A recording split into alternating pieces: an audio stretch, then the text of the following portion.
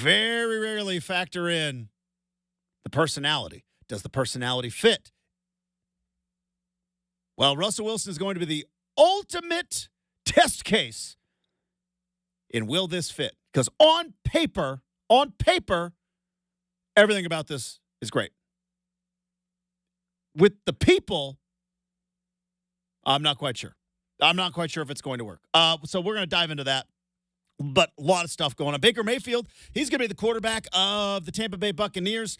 3 years, $100 million.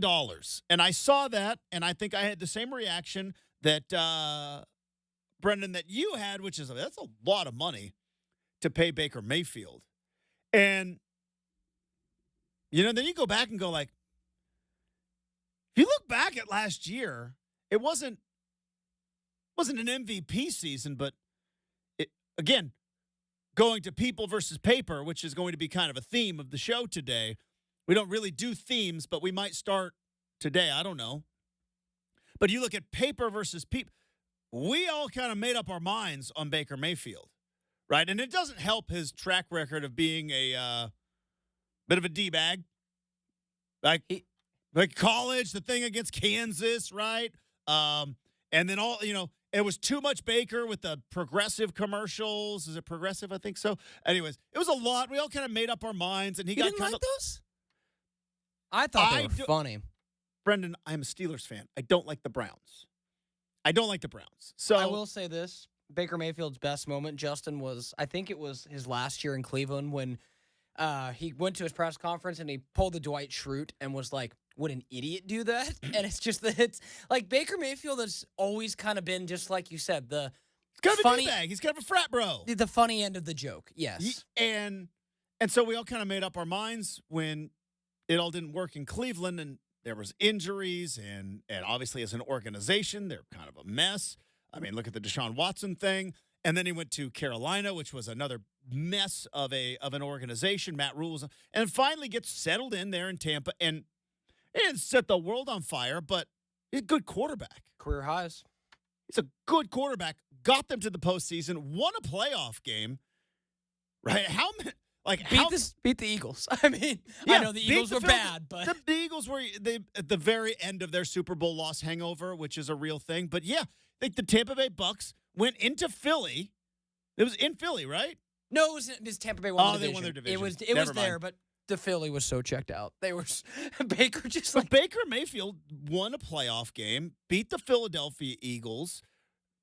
You pay the Rounders pay that man his money, right? That's KGB. Pay him his money. He's a good quarterback. How many other teams, one being mine, who just threw a roll of the dice and put career, like, jobs are on the line in Pittsburgh. Like, Mike Tomlin's job, I believe, is on the line with this Russell Wilson move, which is why it's fascinating to me. But Baker Mayfield, he got himself paid. The Mac Brown era not Mac Brown, Mac Jones. Mac Brown is still the coach of the North Carolina Tar Heels. Still has a national championship ring. He's the one you always forget about. But the Mac Jones era comes to an end in New England. So now New England, which we all kind of assumed, but New England has now entered the quarterback carousel. Do you wonder, like, if there's like a Penix or a Bo Nix in New England kind of move that kind of works? I don't know.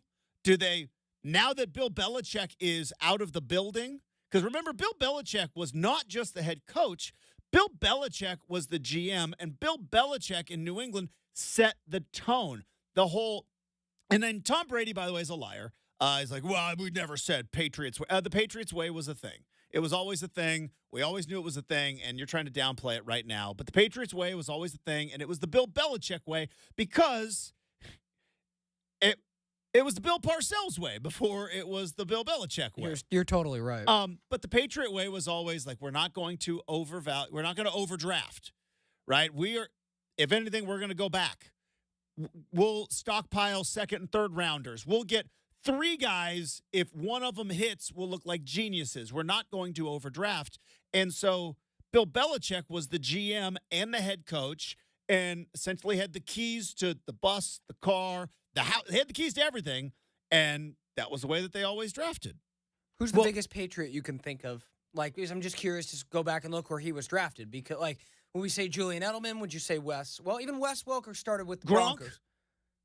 Probably Gronk comes to mind. Another tight end we don't talk about. No, that guy, he's not really around anymore. No, he is not. But Gronk was a second-round pick. So if that doesn't sum up the Patriots, Justin, I don't know what does. So, but for years and years and years, we all just got used to that's the way the Patriots go about things is they're going to go into the second round, into the third round. They're going to stockpile picks. We're going to trade back. And also, they were really, really good, and they were never at the top of the draft. But, like, you can't think of a time where the Patriots, had a top, were they 3 this year? Are they top 3 this year? They're number 3, yeah. We just don't think of them having a number 3 pick overall. And on top of that, we don't think of them being that aggressive because they had, for years, Tom Brady. And then, but after that, they had Bill Belichick, who was like, we're on to Cincinnati. Like, we're not going to overdraft, and we're not going to play this game. Well, now he's gone. You got a GM now. You got a new head coach. You got the number 3 pick. If Caleb Williams and Drake May go, did the Patriots go Jaden Daniels with the number 3 pick and hand him the keys to the kingdom? And they go like they could, Justin. Just to kind of go to your point, so I'm at least to 2001 was the last time they drafted. They drafted Richard Seymour. I don't know. Yeah, Richard Seymour's a dude. 2001 at number 6. I'm still going to figure out if that's the highest draft pick there. Willie McGinnis in 94 at number 4, and we're and that's obviously not Bill Belichick. Drew Bledsoe, 93. That's when they picked 1. So I'm no expert, Justin, but I wasn't around in 93. I'm almost 30 years old. So, it's a long time ago since the Patriots have ever picked that high. So now you have got not only that, but you've got also, because if Bill Belichick was still in charge, I guarantee you Belichick goes like, we can, like, let's go sign Kirk Cousins. Let's take this 3 pick, trade it back. I'll go and find, I'll go find 2 or 3 guys there in the second and the third. Well, that's not it anymore. So now Mac Jones is gone. Patriots are now so teams that don't need quarterbacks, the Steelers just signed their new starting quarterback. And yes, he will be the starting quarterback. More on that in a moment. The Tampa Bay Bucks are set for the next 3 years with Baker Mayfield. He's going to be a starting quarterback. Kirk Cousins still hanging out there. I heard Falcons. Falcons is what keeps because I thought Falcons was going to be the thing for Russ. I thought Future was too much, Justin. It might have been. Future made some calls, man. He's like, nah, this ain't happening, fam. Brenden, we joke. And we goof off, and we have. But there could be some truth to that. I don't know if it's 100% false. Like, you guys joked about it with Curtis Rogers last week. It's not impossible. I'll just leave it at that. Atlanta's a big city, okay? But Russell Wilson, he sees and is aware. He's not of everything except himself. Like, Russ is the least self-aware person. That's how you end up getting Broncos Country Let's Ride. That's how you get the Danger Witch sandwich commercial, and that's how you get all the cringe. Because if you are self-aware, it's spicy. You get it, but he doesn't. That's the thing. He doesn't understand the cringe because he's not self-aware. But the thing about Russ that made him a great quarterback is he is aware of everything else. Everything else, right? His friends have non-disclosure agreements, right? That's who, like. Is that a real thing? Yeah. Russell Wilson used to own a suite at then Safeco Field, now T-Mobile Field in Seattle. And if you were not in the inner circle of Team 3 and Russ to go into the suite, you had to sign an NDA. It's a real thing. I don't doubt that. But even just hearing it out loud is like, you're not going to go in there and say, hey, I saw this. Like, that's how protective he was of brand and of Team 3. You, as a teammate, you didn't have his phone number. You called his guy, and his guy talked to him. That was Is what happened in Denver. That's That was some the problem. levels of insulation. That was the problem in Denver, right? And you were gone, but I mentioned it last week. Like, that's where Pete Carroll is a Hall of Famer. Is because Pete Carroll was able to take care of everybody else in that Seattle locker room, knowing that the resentment for Russ was growing. And he was like, nah, I can manage this. I can manage this. Ultimately, until he couldn't anymore. And then Russ went to Denver. Nathaniel Hackett didn't have the ability to manage it. Sean Payton didn't have the patience. Was like, I'm not dealing with this. Sean Payton, I'm going to the Hall of Fame. Like, so we're going to dive into the Russ thing. We're going to dive into more quarterback stuff. Hey, nice win. Nice win for the Blazers over the weekend on Saturday. When they're healthy, they ain't that stinking bad. Has this just been a health thing all year long? I mean, are we overthinking this Blazer thing to where just like, no, like because of 2 years of tanking. Now, Joe Cronin has never come out and said publicly we're tanking this year. He hinted at the last two. And clearly, when you look at what they did last year, we knew what they were doing. And he said 2 years ago when they first is like the best direction for this team is the way we're headed, knowing that they were going to be tanking. He never said that this year. Has this just been an injury season all along? Or has, the injuries helped also the benefit of still going to have a pretty good pick? Going to have a pretty good pick. We don't want to push anybody through. Make sure we do not want to have a GP2 thing again where some player accuses the organization of pushing them through too soon. But when this team's got actually some warm, capable NBA bodies, they're not so bad. Now, when they're all hurt, one of the worst teams in the league. But when you get DeAndre Ayton actually playing basketball, kind of fun to watch. Now, Boston Celtics tonight, that's a different animal. Different animal entirely. But coming up next, all right, so the ins and the outs. Russell Wilson is a Pittsburgh Steelers. Is this a redemption story? Does Russ go to Pittsburgh and reclaim the glory of the steel curtain, even though I know he's on offense? The terrible Tow's going to be waving, cheering for old number 3? Or is this the one last stop on a career that is baffling and gets everybody else fired in his wake? We'll talk about that next. 620 Rip City Radio.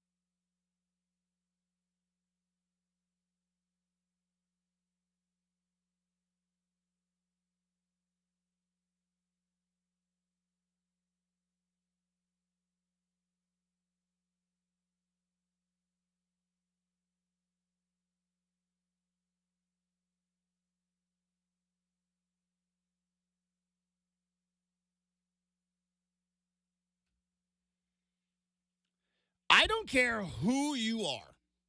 I don't care how loyal of a fan you are. I don't care how stubborn you are. At some point in this sports universe, you'll become a hypocrite. At one point, you will. I don't care who you are. I don't care. Again, I don't care how stubborn you are. I don't care how devoted or beloved your team is. At some point in this sports world, you will become a hypocrite. Now, there is good news here. There is good news. Because being a hypocrite in the sports world, just like having hate in the sports world, just like holding grudges in the sports world, just like having rivalries in the sports world, as long as it's contained in the sports world, you're okay. As I said multiple times, in the department store of life, kids, a department store is a place that we used to go to with our parents. I saw like Macy's is closing like a bunch of stores. Like there's no more department stores. Anyway, so I'm going to have to find a new analogy. Wait till Amazon buys Macy's. In the Amazon listing of life. You see Amazon's launching doctors, Justin? Why not? I mean, Amazon's going to have everything, man. All right, do you want your... Okay.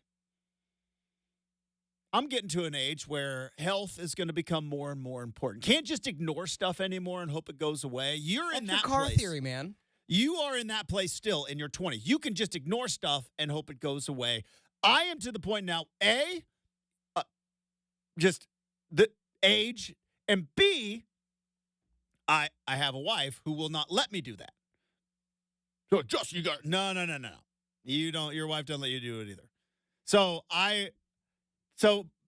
Brenden, doctors are going to become more and more important in my life moving forward. And I have some very strong opinions on doctors. They can't all be good. You know what I mean? There's somebody just skirted by medical school, right? They can't all be good. So I think you should look at doctors with a... That's how I feel about pilots, too. Not everybody graduated Brenden, flying... I'm on a flight in 2 weeks. Let's not... No, not everybody graduated flight school with an A. I'm just saying, man. Like... Okay, but the landing part. I'm just saying. Right, that's all I care different about. Different degrees. But yes. At flight school, like landing, it should be A or fail. Like there should be no C+. Like I got in sociology. You know what I mean? Where like I kind of read some things and like, or like I got in literature and like, did I read the book? No, but there was a movie and did it follow perfectly? No, but I got enough. The landing at flight school should be minimum. You have to get an A. It should be pass fail. And not the pass-fail like you did when you skirted through PE, and don't act like you didn't. So Amazon's going to have doctors now on the Amazon, like. So, yeah, basically I think it's just a way for them to, it's not going to be anything where you broke open your arm, but like say, nowadays, Justin, how you can be diagnosed with COVID and they can get you that new pill that, you can go take. And they got a new pill? It's like COVID's still a thing? It's like still dealing with this thing? Reflex. I forget. I don't know the exact, but it's like one of the things that you need to get a prescription. But like Paxlovid, was it Paxlovid? Yes, thank you. I knew it from the commercial. Yes, and that's like it's like commercials still work for me. Apparently now you take that on like day one and you don't have it anymore, which is Hey, way to go, guys! You did it, right? You did it. Way to go. The theory goes is now you'll be able to just like buying something, Justin. Boop, boop, boop, boop. Hop on the Amazon app, and in 2-3 minutes, connect you to a doctor. Write you that prescription. On the Zoom. Send the prescription to your appropriate pharmacy. Bang, bang, boom. So, like, for little things, it's probably going to be genius. And it says, no hidden cost, everything up front, with or without insurance. I'm like, that is taking apart a lot of Because I bought some stuff on Amazon before, and it shows up, and you're like, that's not what I thought I was getting. Well, and that could still happen. So I wonder, but all right. So anyways, I've said in the department store of life, sports, we're the toy department, right? We're the toy department. We're the fun, which is why we can have strong opinions in the sports world, because my opinion, it was a freeing feeling when I realized one time, my opinion doesn't mean jack. Now, if you are in politics or you're in finance or you're in foreign affairs, right? Or you know what I mean? In like actual real media where like your opinion can affect lives. No player has ever missed a tackle because I said they stink. No player has ever missed a three because I said anything. No player's ever made anything. A bucket, a dunk, whatever. So it's a freeing feeling, which is why rivalries in life, not good. It's not good to have rivalries in life. It's good to have rivalries in college football, right? Holding on to grudges, not good in life. Not healthy. Good in sports. And being a hypocrite, it's freeing. One time, because I have mentioned multiple times, I do not like NIL in college football. I think college football was better before NIL. Was it perfect? No. But is it better? I believe it was. I do not like the conference realignment. Was college football perfect? No. But was it better? My opinion, yes. And then I think I was on with my good friend Chad Dewing, who says, because of NIL, Bo Nix played at Oregon. Because of conference realignment, Oregon's going to the Big Ten, and that's your team benefiting from all of that. What do you say? I say, I'm a hypocrite. That's what I say. I say, I'm a hypocrite.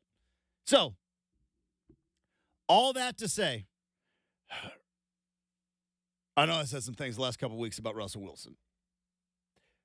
I'm going to admit right now, I shall be hypocritical because I refuse to be a doom and gloom sports fan. I hate the doom and gloom sports fan. Did you ever see Major League 2? It was not very good, but it was a thing in our world. And I'm aware of it, but no, I didn't see it. It's not a very good movie. It was a thing. It was maybe one of the first movies where I realized sequels kind of stink. I got very excited. I loved Major League, the original Major League, still one of my favorite movies to this day. I went to the theater to watch Major League 2, and I'm like, that's not Willie Mays Hayes. That's Omar Epps. That ain't Wesley Snipes. And it was one of my first inklings as a child that sequels aren't very good. Same with Ace Ventura 2. There was a run of really bad sequels. In general, Justin, it's the rule, not the exception, that sequels are generally bad. Like they are. They're not good. Like, like Top Gun, right? Amazing. But that's not real. It's a sequel, but it's not. It's its own new story. Okay, so what do you think is, like, if you were to just off the top of your head, the best sequel that came out quick? Like, even Jurassic Park 2, not it, man. Not it. It was not good. I mean, I'd have to think for a minute, like, the best number 2 that, like, where you're like, yeah, that's solid, and it came out within 3 to 4 years. Godfather 2. Yeah, that's great. Godfather 2 is the best. Have you seen it? What's that? Have you seen it? I have. Sorry. Michael Corleone does go back to Italy, all right? Like that. LeBron hadn't seen it, but. Good reference because Al Pacino presented Best Picture last night, too. So, kind of cool. Yeah, your Oppenheimer movie won all the awards last night. 7. It was kind of cool. But anyway, neither here nor there. But that was a point when I realized sequels stink. They're not very good. But there was a point in Major League 2 where it's like the fans they're upset, they're mad. There's this group of fans, and it's funny. It was Randy Quaid, the one that went nuts. It was Randy Quaid, and he was like, they stink. They're going to blow it. They'll blow it in the 9th. They'll blow it in the play. But we all know fans like that, right? That live in that world of like, this isn't going to work. This team stinks. Like, well, I don't want to live in that world. I don't want to be that kind of fan. So I'm admitting right now that I know I spent the last 2 years kind of taking a victory lap because I said when the Seahawks let Russell Wilson go and ultimately chose Pete Carroll, whom they would fire 2 years later. But when they let Russell Wilson go, I said, Pete's more valuable than Russ. If you had to choose between the two, and I remember Chad Dewing telling me I'm an idiot, and a lot of people are like, I sat and I kind of took a little victory lap with the Russell Wilson complete career collapse that has happened in Denver. Well, now I'm going to talk myself into how awesome Russ is going to be and how the structure and the organization, the leadership of Mike Tomlin and everything else with the Pittsburgh Steelers is clearly going to get Russ back to where he was 3-4 years ago, which was an MVP caliber, never winning, but MVP caliber quarterback. Why? Because I'm a hypocrite. Because, Brenden, on paper, this whole thing absolutely has to work. It makes too much sense. It makes too much sense not to work. The Steelers are essentially getting, on paper, a free player. $1.3 million. Nothing. A drop in the bucket. That's beer sales in the first half of a Cleveland Browns game at Acrisure Stadium. It's a drop in the bucket. And if Russ shows up and it doesn't work, oh, well, guess what? You cut him, you have Kenny Pickett, and you go back to where you were before. This is as close to a risk-free trial, right? That's what this is, right? Hey, remember your old vacuum? Well, you have, try this one. 30-day risk-free trial. That's what the Steelers are doing with Russell Wilson. The problem is emotions do get involved.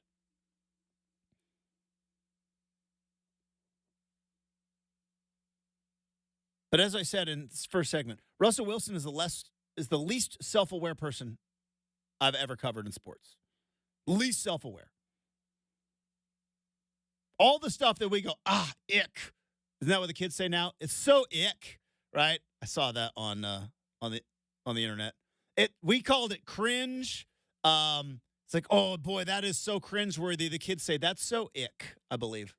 Anyways, we say all that. Russ is like, I'm crushing it.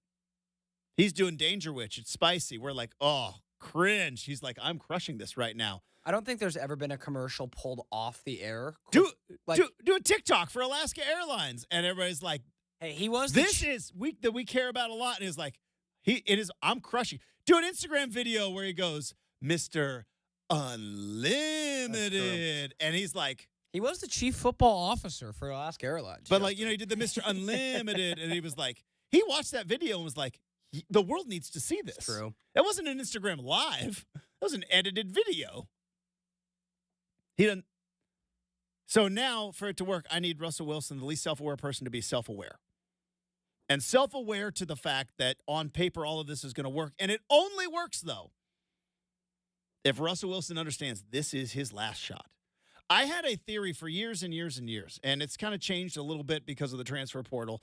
But there was something that happened to quarterbacks when they got to their senior year, if it hadn't quite worked out. Carson Palmer, this is a long time ago. Carson Palmer, as a junior at USC, was nearly a bust, a disappointment at best in terms of what was supposed to be his career. Senior year, something clicks. I'm never playing football again if I don't get it figured out. Has a career year, wins the Heisman, is the number 1 overall pick, has a full-on, 11-year career in the NFL. But junior year in college, it was almost over. I saw it in 2005 with Kellen Clemens. It's like, boom. Dennis Dixon in 2007. Something with quarterbacks in college where it's like, oh, I think Derek Anderson was a bit like that at Oregon State, where it's like, oh, if I don't get this figured out, it's over. We're done. Football's over. I'm selling insurance. Nothing wrong with selling insurance. Make a great life. I'm a customer. But you know what I mean? I'm selling insurance if I don't get this figured out. If Russ doesn't get this figured out, he's not playing football next year. This is it in terms of Russell Wilson, because the writing's already kind of on the wall, which is, did he benefit more from Seattle than Seattle benefited from him? That's the question. We don't know the answer quite yet, but the fact that the question's out there, right? Did he benefit more from Seattle with Marshawn Lynch and with the Legion of Boom and with Bobby Wagner and the list goes on and on and on. And Pete Carroll is a Hall of Fame coach. Did he benefit more from what was built around him in Seattle, or did Seattle benefit from the special little Russell Wilson pixie dust that he can do on third downs and stability at quarterback and everything else? We don't know that answer yet, but we're leaning towards he benefited more after what happened in Denver. Now, if you're a Russell Wilson fan, you go like, well, Hackett was a clown. Sean Payton was out before he even got in. Remember, before he even played a game, Sean Payton was already visibly upset. He's like, you're not running for mayor, or you're not running for office. And Sean Payton was already out of the Russell Wilson business. So now, guess what? Strike one, Hackett. Strike two, Sean Payton. Now we're up to bat with, you can't make it work with Mike Tomlin, who has never had a losing season in the NFL as a head coach, who's got a Super Bowl trophy to his name, has another Super Bowl appearance, and has never had a losing season on one of the most stable organizations in all of sports. All of sports. The Pittsburgh Steelers. And yes, I'm biased. If you can't make that work, also, you've got George Pickens, who's a dude. Like, you got deep threat. You've got Freiermuth. You got decent tight end. You got Najee, solid running back, right? Najee Harris, solid running back. And you got TJ Watt on the defensive side, who statistically should have been Defensive Player of the Year this year. Yeah, I'm biased. Myles Garrett. There's nothing left for old Team 3. There's nothing, like, you don't make this work. And by the way, you're 1 year, you're on a 1.3, what is it? The number perfect again? 1.2. I was shorting him $100,000. You're on a $1.2 million contract, so you're not eating up cap space that you were doing in Denver and your last years in Seattle. Brenden, if Russ doesn't make it work this year, it's over. It's done. Does he have that kind of clarity? And what about the Steelers? If this doesn't work, Mike Tomlin's out. He's out. They're moving on. And Omar Khan, I think, is the guy's name. Yeah, their GM's gone too. You had a first-round draft pick in Kenny Pickett that you started Mason Rudolph over, and you now bring in Russell Wilson off the couch. You don't bring in Russell Wilson to have a quarterback battle. Sorry, you don't. This is, without the money, this is the Aaron Rodgers, Zach Wilson thing. This is not going to be a competition. Do you ever have a teacher that gave you an A to start this quarter and say you can only lose the A? It was a thing in the 90s. I don't know if it was in your time. Russell Wilson is the starter for the Pittsburgh Steelers. He can only lose the job. Kenny Pickett's not going to win this job. All right, we got more on this coming up. We do some round ball rock. Blazers, they got the Boston Celtics tonight. Other news and notes from around the NBA from the weekend as we wrap up hour number 1 next, 620 Rip City Radio.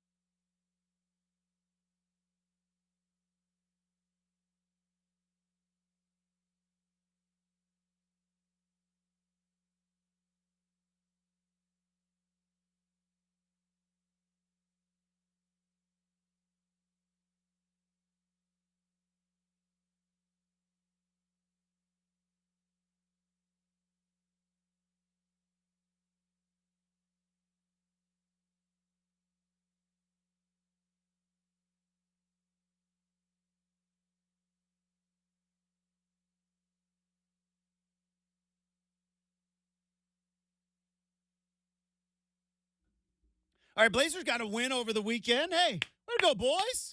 Take a dub. Got a win over the Raptors. DeAndre Ayton made his return to the lineup, and they're going to need him, and they're going to need a whole lot more because they face off against the Boston Celtics tonight. 7:30 tip time from Moda Center. We've got your pregame coverage right here on Rip City Radio at 5 o'clock. So Blazers, Celtics coming up later on tonight. But there was also a lot of other stuff going on. The injury bug continues around the NBA. The Lakers are starting to figure some things out. The Clippers are not. Let's get to John Tesh and Roundball Rock. All right. Brenden, have the Lakers figured it out? Are the Lakers the team that because you've got Anthony Davis and because you've got LeBron James, right, you can't ever count them out. They're still the team that went to the Western Conference Finals last year, got swept, but they went to the Western Conference Finals last year, and we were doing this all a year ago. I cooked them last year. We were laughing. Ha! And they're like, yeah, no. We have enough veterans on this team. We know what we're doing. Just get us into the big dance, and we'll be able to figure out how to do some things. And now I think they've won 5 of their last 7.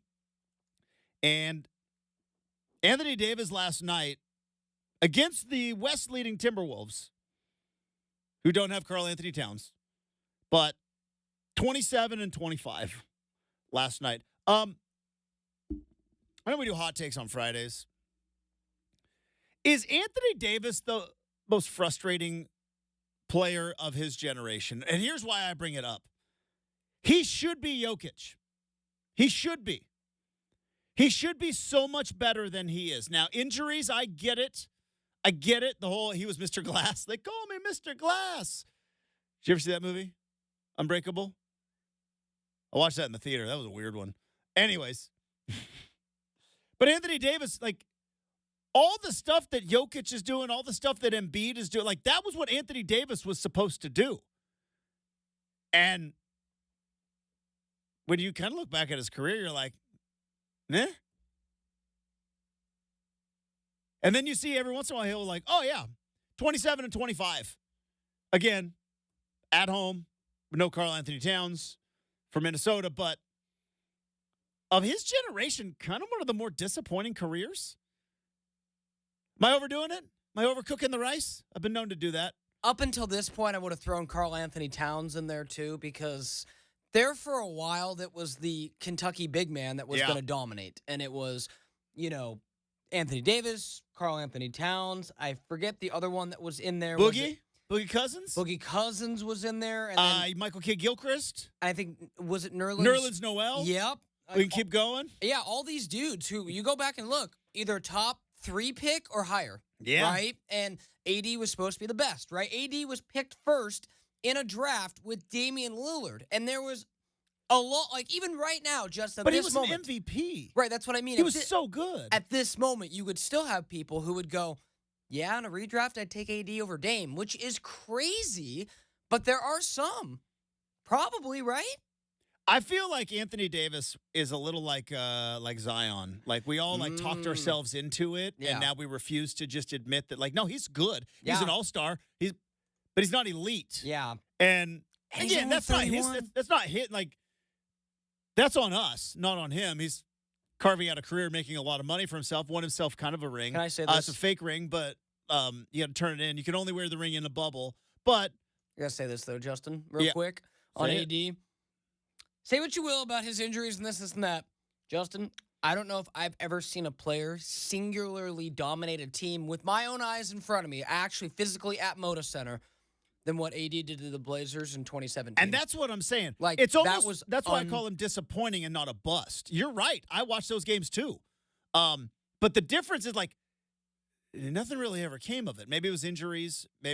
Maybe also, look, the gravitational pull of LeBron James is a real thing, right? It's hey, let's go play with LeBron. It's we're all satellites. We just orbit, baby. Yeah. And it's but I see the game he had yesterday, and I'm where's that dude night in and night out?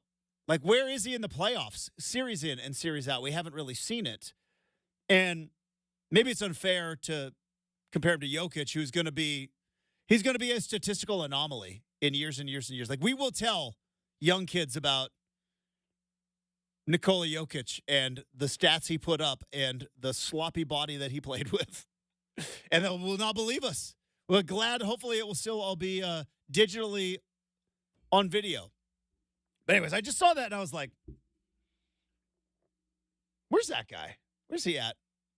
Week in and week out. Maybe it's also because I remember, like, was it his second year in New Orleans when he was MVP? Either second or third year. And I was like, I was all in. I had so much early Anthony Davis stock. It's like this guy's going to revolutionize the league. He is the next great one. So he wasn't MVP. Oh, He was his MVP race, right? He was in the MVP. he was All-Star Game MVP, 9-time All-Star, All Defensive Team, but never was true MVP. Why did I want to crown him MVP?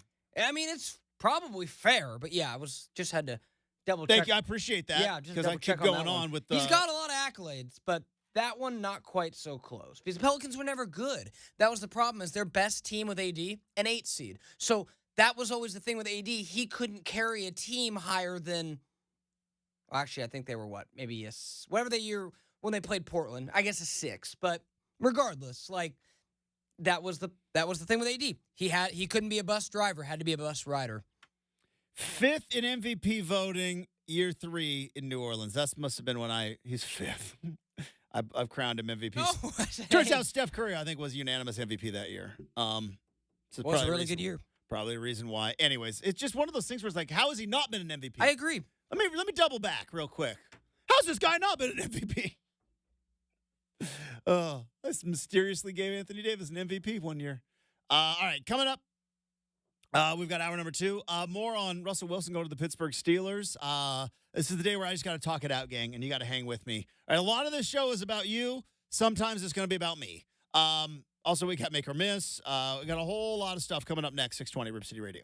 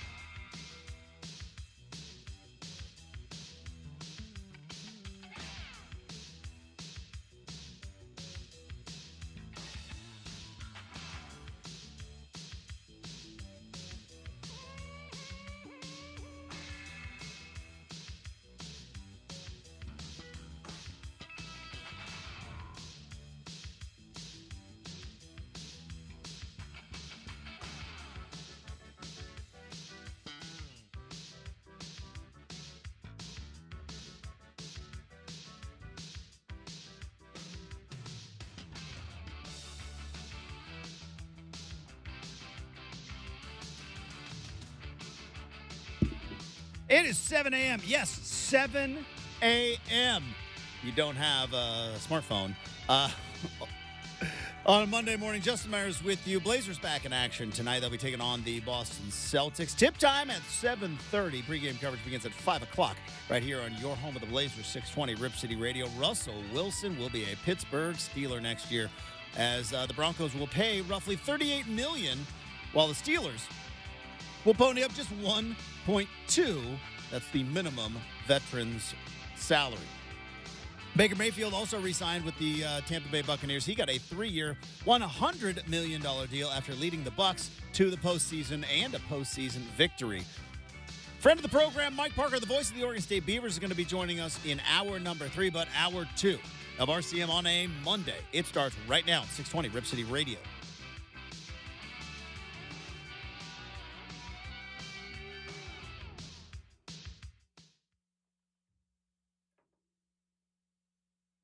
All right, welcome back to Rip City Mornings, everybody. I'm your host, Justin Myers. The moose out front should have told you. Super producer Brenden is here. Russell Wilson's a Pittsburgh Steeler. And I am now diving right into that part of fandom where you talk yourself into stuff. Now I'm getting pretty good at this. Oregon fans had to deal with this 2 years ago, and I'm hoping that maybe the results ultimately weigh out. But Oregon fans had to deal with this 2 years ago. And don't act like I don't know who you are or the things you said on social media. Receipts have a funny way of showing back up. But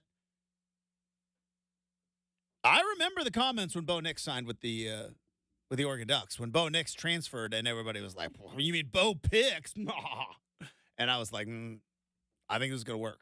This is going to be great. Now, I don't know if the whole Russell Wilson to the Pittsburgh Steelers thing is going to work, but I'm going to start talking myself into it. Because I mentioned it last week.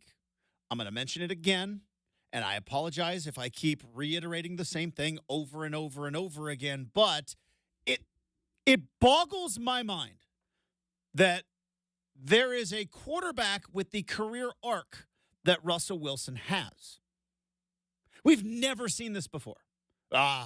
Justin, Shirley. And I'm like, don't call me Shirley. That's an old joke. Shirley, you can't be serious. I am, and don't call me Shirley. Shout out Naked Gun. Did you ever watch The Naked Gun? Did you ever watch the movie The Naked Gun? As I recall, there's a pretty famous football player in there, too, right? That's right. That was before. A guy that, maybe is out and Nordberg. living in the world just fine and dandy. Nordberg was... But yes, so back then he was just a charismatic ex-football player. Became something else. I've seen it for that reason. But anyways. Russell Wilson is still the greatest player in Seattle Seahawks history. I know there are people that are like, Justin, don't be an idiot. And I'm like, no, he is. I have ultimate respect for Steve Largent and Kurt Warner because I had those Hutch football uniforms. It's the thing your generation, I don't know if you ever got, was the Hutch uniforms where you would get shoulder pads, a helmet, and a jersey as a child. It was glorious. We all thought the shoulder pads were real shoulder pads, so we'd go out in the front yard and we'd play tackle football in Hutch shoulder pads, and then you realize, no, these are cheap plastic.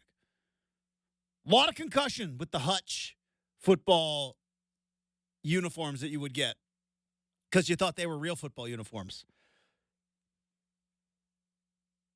No disrespect to either one of those guys. Russell Wilson was a 9-time Pro Bowler. 9-time Pro Bowler for the Seahawks. He was a Super Bowl champion. I know they lost on an interception that he threw the next year, but they made it to the Super Bowl off of a touchdown pass in overtime that he threw against the Green Bay Packers. I was there. I was in the building. It was nuts. He's the greatest Seattle Seahawk of all time. And after a messy breakup and 2 subpar seasons, his career has been derailed. He's not in the MVP discussions. He was 3 years ago. I remember sitting here having should Russ be in the discussion for MVP? And then he got hurt. right? He had the finger injury, the mallet fracture. But other than a finger injury, no significant injuries in his career. Made every start. One of the most durable quarterbacks of all time. When have we seen a quarterback that was beloved by a city, by a fan base, that was arguably, if not definitively, the greatest player in that franchise's history, move on and have their career completely collapse in 2 years? Without injury. Because there's a Cam Newton part. Now, I know that Cam Newton won an MVP. I know I tried to give Anthony Davis an MVP last hour. I know that Cam Newton won an MVP, and I know that Cam Newton went to a Super Bowl. And Cam Newton, greatest Carolina Panther ever? Who? Who would you put? You said no real fast. Greatest Carolina Panther ever. I think. You go Christian McCaffrey? Yeah, well. Luke Kuechly? Yeah, I was going to say, now that you think about Kevin Green in the Hall of Fame? The MVP taking your team to a Super Bowl, Yeah. that's probably true. But Luke Kuechly was the one that came to mind. Because there's a difference, and this is why the Russell like Wilson thing in Seattle brings up a debate. There is greatest of all time, and then there's most beloved, right? Russell Wilson is not the most beloved Seattle Seahawk of all time. For this generation, it's probably Bobby Wagner. I think he's probably the most beloved of that whole thing with the Legion of Boom and everything else. It's not Earl Thomas for flipping off Pete. No. Kind of funny to think about that now that everybody's gone. From Weirdest guy I've ever covered, Earl Thomas. Really? Weirdest guy. No kidding. I would Yeah. have pegged some other dudes on that team who would have been maybe a bit more of an Because you odd knew, duck. okay, so that Earl. team, Marshawn was who he was, right? Richard Sherman was who he was playing a character. Like, you knew what Richard Sherman was doing. Imagine, because Earl Thomas was doing kind of the same stuff as Richard Sherman was doing. The difference was, Brenden, he was not playing a character. That was who he was. He was an odd duck, as you might say. Incredibly good at football. Yeah, that happens, man. Sometimes people have the personality of a peanut. I mean, that happens. Well, no, he didn't, but he had he had the personality of a whatever's a big personality. Yeah, sure. But Richard Sherman did as well. But you're like, all right, this guy's doing a character. Like this guy's playing a part right now. So what the kids would call fake, Justin. I would say. I mean, you were a little cheese on the nacho. He was enhancing his own. I hear you. He was playing a character. He was doing like Dylan Brooks. Right? Dylan Brooks is like, he's playing a character. You know what I mean? Whereas you look at like Pat Bev, you're like, no, that's who he is. That's who that guy is. I think Dylan Brooks playing a character. Pat Bev is who he is. But like most beloved, like Russ isn't it. Marshawn Lynch might be the most beloved. Like, everybody loved Marshawn Lynch, even with his faults. Top in Seahawks history, you think? Let's go in the discussion, right? Because they're old school fans. Steve Largent. Is Steve Largent. Yeah. Right. He was so popular, he got elected to Congress. Either Congress or the Senate. I want to say Congress. Where did he get elected? Steve Largent. Said Congress or? Either the Senate or Congress. So that's actually the same thing. So sorry. The House of Representatives or the Senate. There you go. My apologies. Yes. Thank you for that civics. I need it. Sorry. Yes, you're right. Sorry, but yes, Senators are, but we call the House of Representatives, we call them congressmen. Yes. And we call It's true, right? Isn't that confusing? Totally. That's the politics version of the coin flip in football. And now hear me out. Representative 1st District of Oklahoma. Boom. That's how beloved he was. Now, again, the people of Seattle did not elect him in Oklahoma, but you know what I mean. Notice how it was back in Oklahoma, not in Seattle. Yeah, he was Republican. I don't know if he would have gotten elected in King County. But I love these talks. But you know in football when they do the coin flip and they're like, do you want to receive or do you want to defer? And like everybody, because of Madden, goes like, if you want the ball in the second half, like, oh, we're going to kick. And most officials will go, you want to defer? And they're like, no, we want to kick. And you're like, yeah, trust me, you want to defer. But every once in a while you get a jerk high school football official, and you know who you are. We need good officials. Keep doing good work, good officials. But every once in a while you get a jerk. It's like, okay, you've chosen to kick. So you got to kick off twice. It's like, yeah, you know what they meant. We do the same thing with like, oh, senators are technically in Congress. Yeah, but we don't call them congressmen. Call them senators. But all right, you said most beloved Seahawks. You've got Steve Largent. You have got Kurt Warner. Kurt with the C. Kurt Warner, beloved like back in the 80s. Cortez Kennedy is on that list. Cortez Kennedy was an absolute fan favorite and I believe a Hall of Famer. So, of course, Cortez Kennedy is on that list. Can't put Sean Alexander there. He had a moment in time, but Marshawn Lynch, in terms of, you can't, like, if we're in the discussion, Marshawn Lynch is more beloved, and then I would throw Bobby Wagner in there. And Russ was 3 years ago. And then breakups happen, things change. But yeah, think about that career arc that we're sitting here with Russell Wilson. It is incomplete. We have yet to see how the final chapter, or maybe is there going to be a final 3 or 4 chapters? We don't know, but no doubt lock franchise quarterback.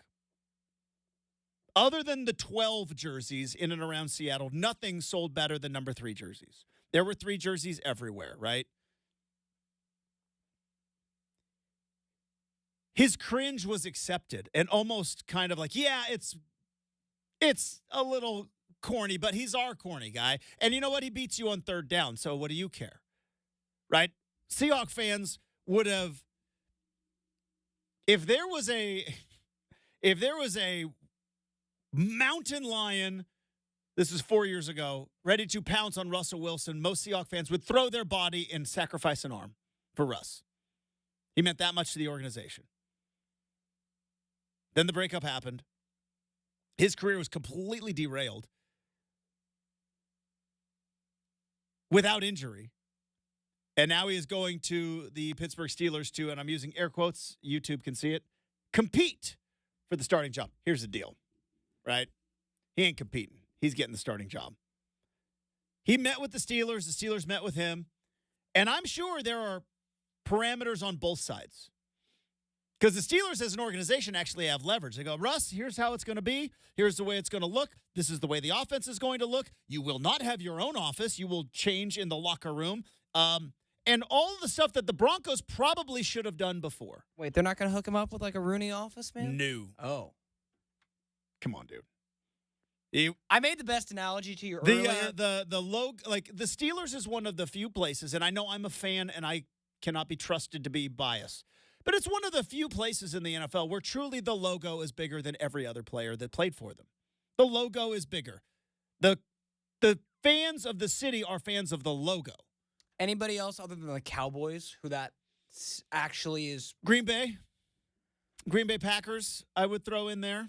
Even with their lack of success, like at least the Steelers have won a Super Bowl much more recently. But they got to the point, right, where Aaron Rodgers was being a bit, and they were like, look, you're not bigger than the Green Bay Packers. That's a good point. We're still title town. But it's a short list. I think so. Where, yeah, the fan base is so entrenched where it's like, no, you're not bigger than the logo. We will be here after you. We were here before you. Crazy thing is, I don't like this because it's a place where season tickets are put in wills in Pittsburgh. Like, yeah, it is in the will. The son that I loved gets my season ticket. Can you imagine that family fight? It's like, all right, Grandpa died. Sad, but you know what? He was on this earth for 80-some years. Steeler. Boy, he was an old kook, wasn't he? And now we go to the probate hearing and the reading of the will, and like he leaves his season tickets. So like, what? I also started watching Succession, so really just started. I just finished it. We're early. It was early in the process. It takes a minute to hit. To your point, Justin, I wanted to look and see right now, as I'm curious if you know what the Steelers is. Green Bay has the record right now. A fan waited 50 years Yeah. for season tickets. I assume it's probably pretty close for Pittsburgh. I think it's generational. It is like a family's legacy from one generation to the next. Like, you get my Steeler tickets. Aaron Wills. Like, there's not a lot of teams that have that. It's impressive. And so that's where it's like, so the Steelers have got some leverage there. But Russell Wilson also is like, he had his choice, right? If Russell Wilson could sign for $1.2 million, he could have signed anywhere that needed a quarterback. He could have handpicked a place that, whether it's Atlanta, whether it was New England, whether it was who else was in the discussion we talked about with Russ? With Washington. He could have gone anywhere where they need a quarterback and said, hey, $1.2 million, you've got a 9-time Pro Bowler. And he chose Pittsburgh, which tells me that Mike Tomlin made it clear you're going to be the starter. He's not. He could go to the Commanders right now and be the starting quarterback. You don't think so? Okay. I disagree You slightly. need it on the microphone. Yeah. You can't just yell in the other room. Well, sometimes Distract me. Sometimes my finger slipped off the button there. Okay. But You don't think if he could sign with the Commanders right now, he'd be their starting quarterback? no, but I think they'll take a quarterback and play that guy. Like, it's gonna be Drake May. It'll be Jaden Daniel. Like, whoever they pick at 2, I think will play. But then right they'll do away. the whole in succession. They're like, hey, Russ is going to play for a year. It depends, right? Like, You're going to play underneath him. Like, Joe Burrow didn't have that succession, right? Trevor Lawrence didn't have Okay, that what succession. if? Okay, point is, like, if you're But yeah. Washington, you could have signed Russ and traded back. I think Atlanta's a better comp for where they were, just based on or New England. Well, I guess this was a third pick. But yeah, perhaps for sure. But I think he's going to be the starter. Kenny Pickett's going to be the backup. It's clear the message that the Steelers are sending to Kenny Pickett, which is you're not ready yet. You're not there. And it's going to be a fascinating soap opera because Russ is he did the tweet he put out. Perfect tweet, Instagram post, everything. It took 40-some seconds. Steeler fans already love him because Russ is very good at the beginning of making you fall in love with him. We'll see what happens when they start playing games. All right, we got Make or Miss coming up. That's next here on 620 Rip City Radio.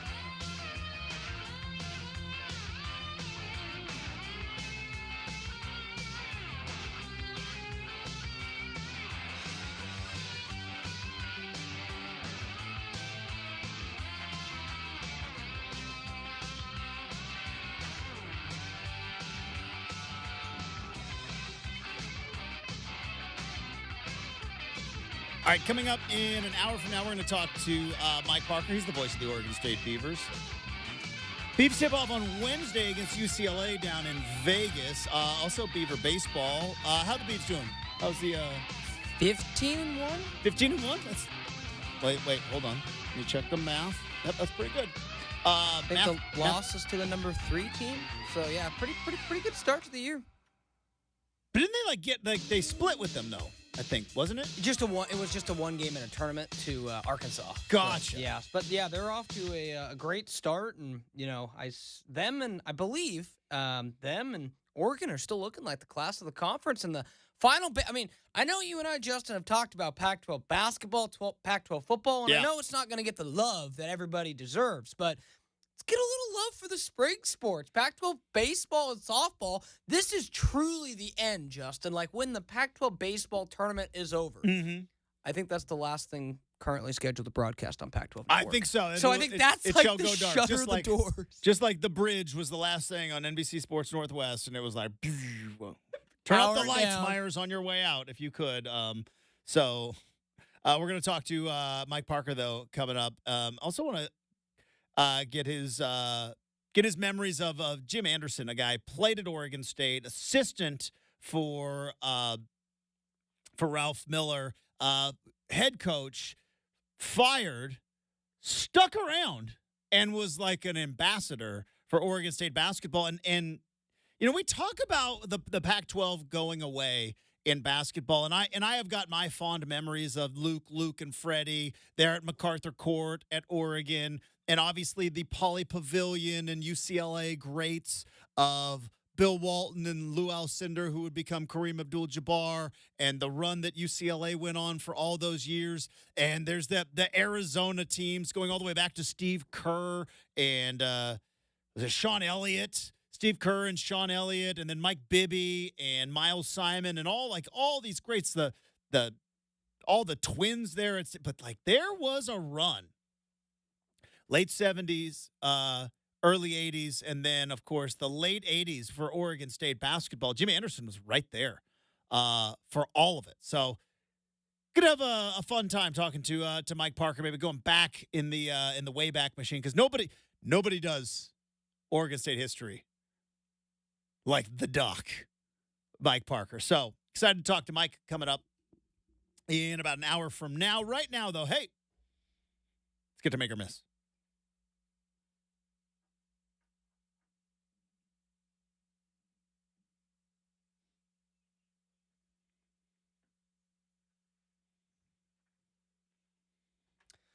All right, firing up Make or Miss. Yes.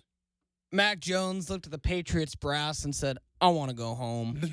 I saw there's a picture floating around the internet of Mac Jones, I think in either high school or middle school, and he's wearing a Jags uniform. Nice. And it's like nice.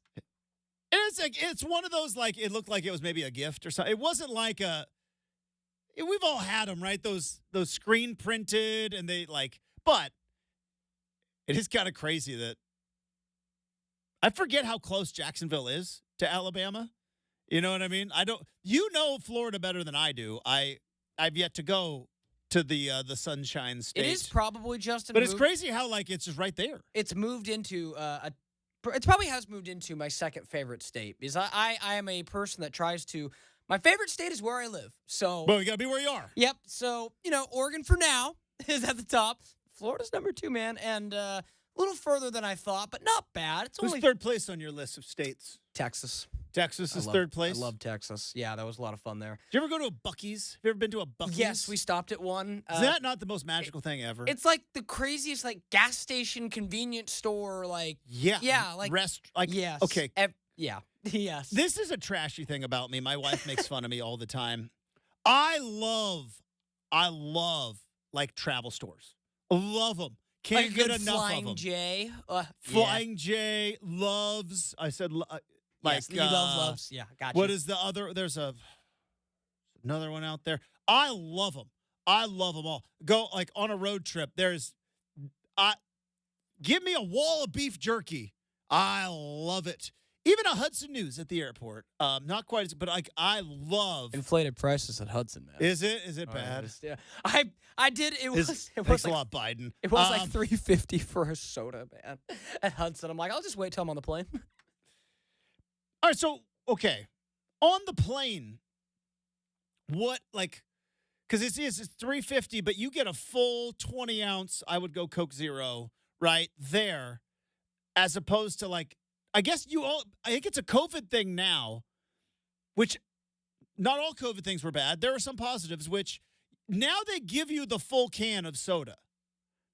You used to, but they're half cans. They're half They're cans. 10-ouncers. So what's Or better? 10 What's ounces. because do you ever remember the awkwardness of asking, "Can I have the full can?" Yes, I do. And them going we don't. Maybe if we come back through, or sometimes they don't care. They're just like, "Yeah, here you go." But now you get it's an 8-ouncer. Yeah. So I was, but you get the full can, which I appreciate because yeah. I don't want to add. I don't want to be like, can I have that full? Look, I'm going to need more than just the 4 drops of Diet Coke you're going to put in that cup of ice. Yeah. I'm going to need more right now because Yep. it's a little early. But So and I also learned you're not supposed to get coffee on planes. Yeah. No. Yeah. It's also kind of funny because that moment happened to me, Justin, because, again, I think I said last week, did not have the greatest flying experience going to and from, just little things along the way, as I've said before. But coming somebody back, threw a muffin at you. Yeah, it was. Inadvertently, you Yes. got muffined. I did. It was that. You And I got was you going took you there. took muffin shrapnel on your But then- lap and on your Yeah. laptop. But again, I was going to Florida, so I was like, okay, I can live with this. Now, coming home, when Justin, they're like, we can continue to not find clear air. The beverage service will be suspended. And it was 3 hours into a 6-hour flight. Tough, yeah. And when they came through, they're like, what Would would have you liked like? that $3.50 Diet Coke Right. then. Exactly. And then so when they come through, they're like, oh, what would you like to drink? I go, oh, I'll take a Coca-Cola. And I'll take 2 cans, please. Do they hook you up? Oh, yeah. You get the 2? After 3, they were not going to hook I me got up. you. After 3 hours of not having anything, Justin. Find me some clear air pilots. See, like I was telling you earlier with doctors, are we sure that every pilot is created the same? I like to think that they're all top of their class. Anyways, let's go. Should we get back to Mac Jones? So Mac Jones, is he just a backup now forever? That's a good question. is it- I still he think might like Mitch Trubisky went to be a backup for the for the Bills. Bills. Yeah, he's gone. He's never going to Impressed. play. He's never going to start unless injuries happen. But- Mitch Trubisky's career as a starting quarterback in the NFL is over unless injuries happen. I don't know if Mac Jones is there. But because when Mitch went to the Bills the first time, he showcased enough to where the Steelers were like, hey, we'll kick the tires on Yeah. you. And I still think that, Trevor Lawrence could get hurt. He got hurt this last year, right? That's true. Who did we see? Who was his backup who played so well? I'm drawing a blank now. It wasn't. Oh, goodness. I have no earthly yeah, idea. I know a couldn't- lot of things in the football Yeah, world. because I remember he came out and they're like, oh, they're going to be done. And their backup actually came in and won games. And I know someone's screaming at their radio right now. But, yeah, I don't think Mac Jones is. DJ Beathard. Thank you. Thank you. DJ Beathard. Yeah. No, let's thank Google. There Google you- got it for There me. you go, right? Thank you. I don't know who the CEO of Google is anymore, but Isn't it's Sergey and Larry. not anymore. Cares? That's who, Yeah, Justin. Yeah, They're in charge. Exactly. They know Um, things. Yeah, he It was had- like when Phil Knight stepped down as CEO, but it's Good like, point. who's running Nike? Yeah, it's true. You really think old Phil's not going to be like, we're doing that? No. I'm looking at his numbers, he's serviceable. I don't know if he'll ever be a starter, but yeah, he's serviceable. I don't know. Who knows? Is he better than, let me tell you the backups he's better than right now. Is he better than Mitch Trubisky? Yes. Is he better than, I don't know. Is Mac Jones better than Mitch Trubisky? Objectively, I would I say don't so. know. I think I would say so, but that's a good I question. guess Mac Jones did go to the playoffs. Took the Patriots to the playoffs. He did. I don't think Mitch did that with. But it was also terrible this year. But then Mitch has but so does Mac. Justin told me this years ago. He's like, Pro Bowls and All Pro are not created Way equal. different. And it's like Mitch Trubisky and Mac Jones each have a Pro Bowl year. in Think their about name. that. Yeah. Pro Bowls, no. That's a beauty contest. Exactly. I'm pretty sure Mitch Trubisky, Justin, was like the Nickelodeon He champion. was the MVP. The N in like the Nickelodeon. Yeah, he was the Nickelodeon valuable player. Yeah. I know. It's like, honestly, that's what does it say though? That when Mitch Trubisky, maybe he's married, probably is, has kids. Hey kids, your dad was the Nickelodeon MVP, man. I mean, it could be worse. Also, can I say this? Could be because worse. we're going to spend a good chunk of time over the next couple of weeks and months, and we just talk quarterbacks. Because guess what? Welcome to sports. Sure, we'll do March Madness, but like we got quarterback talk going on. Let me just say this. We talk about these guys as if they are terrible. They are so good. They are doing a job that there are like how many people literally on the planet that are currently existing right now are capable of playing quarterback in the NFL? How many people? 200? Maybe 200 people on the planet. What, 7 billion people on the planet? 200 are capable of playing quarterback in the NFL. We talk about Trubisky and we talk about Mac Jones. Like, these guys are terrible. And they're not. It is. Yeah. It's the most amazing thing that you can even play quarterback in the NFL. But now that being said, back to our regularly scheduled program, they kind of stink, though. Oh, yeah. And I actually didn't know this, Justin. I thought he was born in Alabama, but ho-hum, this makes even more. He was born in Jacksonville. Yeah, he's going back home. And played high school football at Jacksonville. Let's bring Mac back home. Florida State Championship. I mean, I do love the pedigrees of winning at all levels, Justin. So it's like, I just, to your point earlier, and this is crazy, when we mentioned the Steelers and the brand and how they're one of 3 or 4 teams where the brand is bigger than everybody else. Yeah. The Patriots think their brand is bigger than everybody else. We're going to find out. But I think, as someone who was a Patriots fan for a long time, I think the brand was Brady and Belichick. Well, okay. And I think compared to like the Steelers, they won after Chuck Noll. Right? You know what I mean? Yeah. Like, you were 5 when Tom Brady and they won their first Super Bowl. Right. Yes. So you probably don't have a frame of reference that other than a run a couple years earlier with Drew Bledsoe, the Patriots were nothing. My Super Bowl. They were nothing. There is nothing there. First Super Bowl I remember is Brady versus Jake Delhomme. That was a game. I bet you remember that Super Bowl. Yeah. Remember what happened at halftime of that Super Bowl? Well, I don't think the 7-year-old was looking for that, Justin. No, I'm just saying. I don't think the 7-year-old. I actually did not like. Yeah, I bet you remember that Super Bowl. Good call. Good call. All right, what's next? All right, let's get to next on Make or Miss. I like this. The Bucs overpaid for Baker Mayfield. That's a miss. I think the Bucs paid for Baker Mayfield. They're paying him less than Daniel Jones. They're paying him $33 million. 3 years, $100 million. Cap's going up. And let's compare some quarterback salaries. He's capable of getting you to the postseason in a division that's not getting any better. Okay, I'm going to name you some names. Yeah. And I want to know if you would pay them more than Baker Mayfield. Okay. Because these are all guys that are in his wheelhouse, but this is where the drop-off is. Okay. It's like Baker makes 30, then after that, a guy like Geno Smith. Take Baker or Geno Smith? Yeah, Baker's better than Geno Smith. Baker or Jordan Love. It's still rookie deal. That doesn't really count, but sure. Most of those guys, though, rookie deal. Trevor Lawrence. Trevor Lawrence is obviously better than Baker Mayfield. Yeah. I mean, dudes who make. But what I'm saying, I think there are. Is Jared Goff better than Baker Mayfield? They make about the same amount of money. It's good. I think they're comps. Kirk Cousins, Yeah. Derek Carr.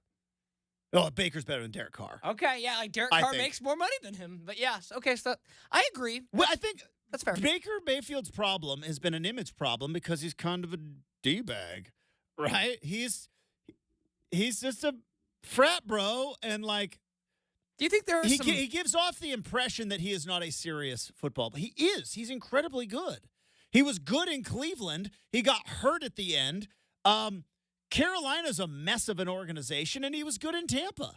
Like, he has more good football on his resume than he's got bad football on his resume. And do you think like the I see, is he Joe Burrow, Patrick Mahomes, Josh Allen? No.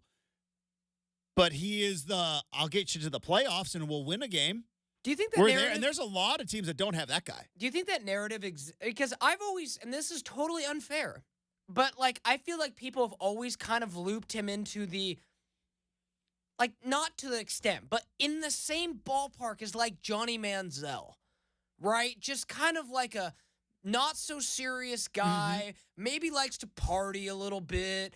And again, I wondered, to your point, Justin, like, He talked a lot of trash in college. He was not a stoic quarterback by any means. And, like, how many- You know, he did the planting the flag at Ohio State. And how he, many and he grabbed his junk at Kansas. right, and all that's what I that say. stuff. How many like mom, pa's, like the old school, oh my goodness, could Baker Mayfield really do that? Have been like, oh yeah, I remember him at college when he grabbed his groin, kind of a thing.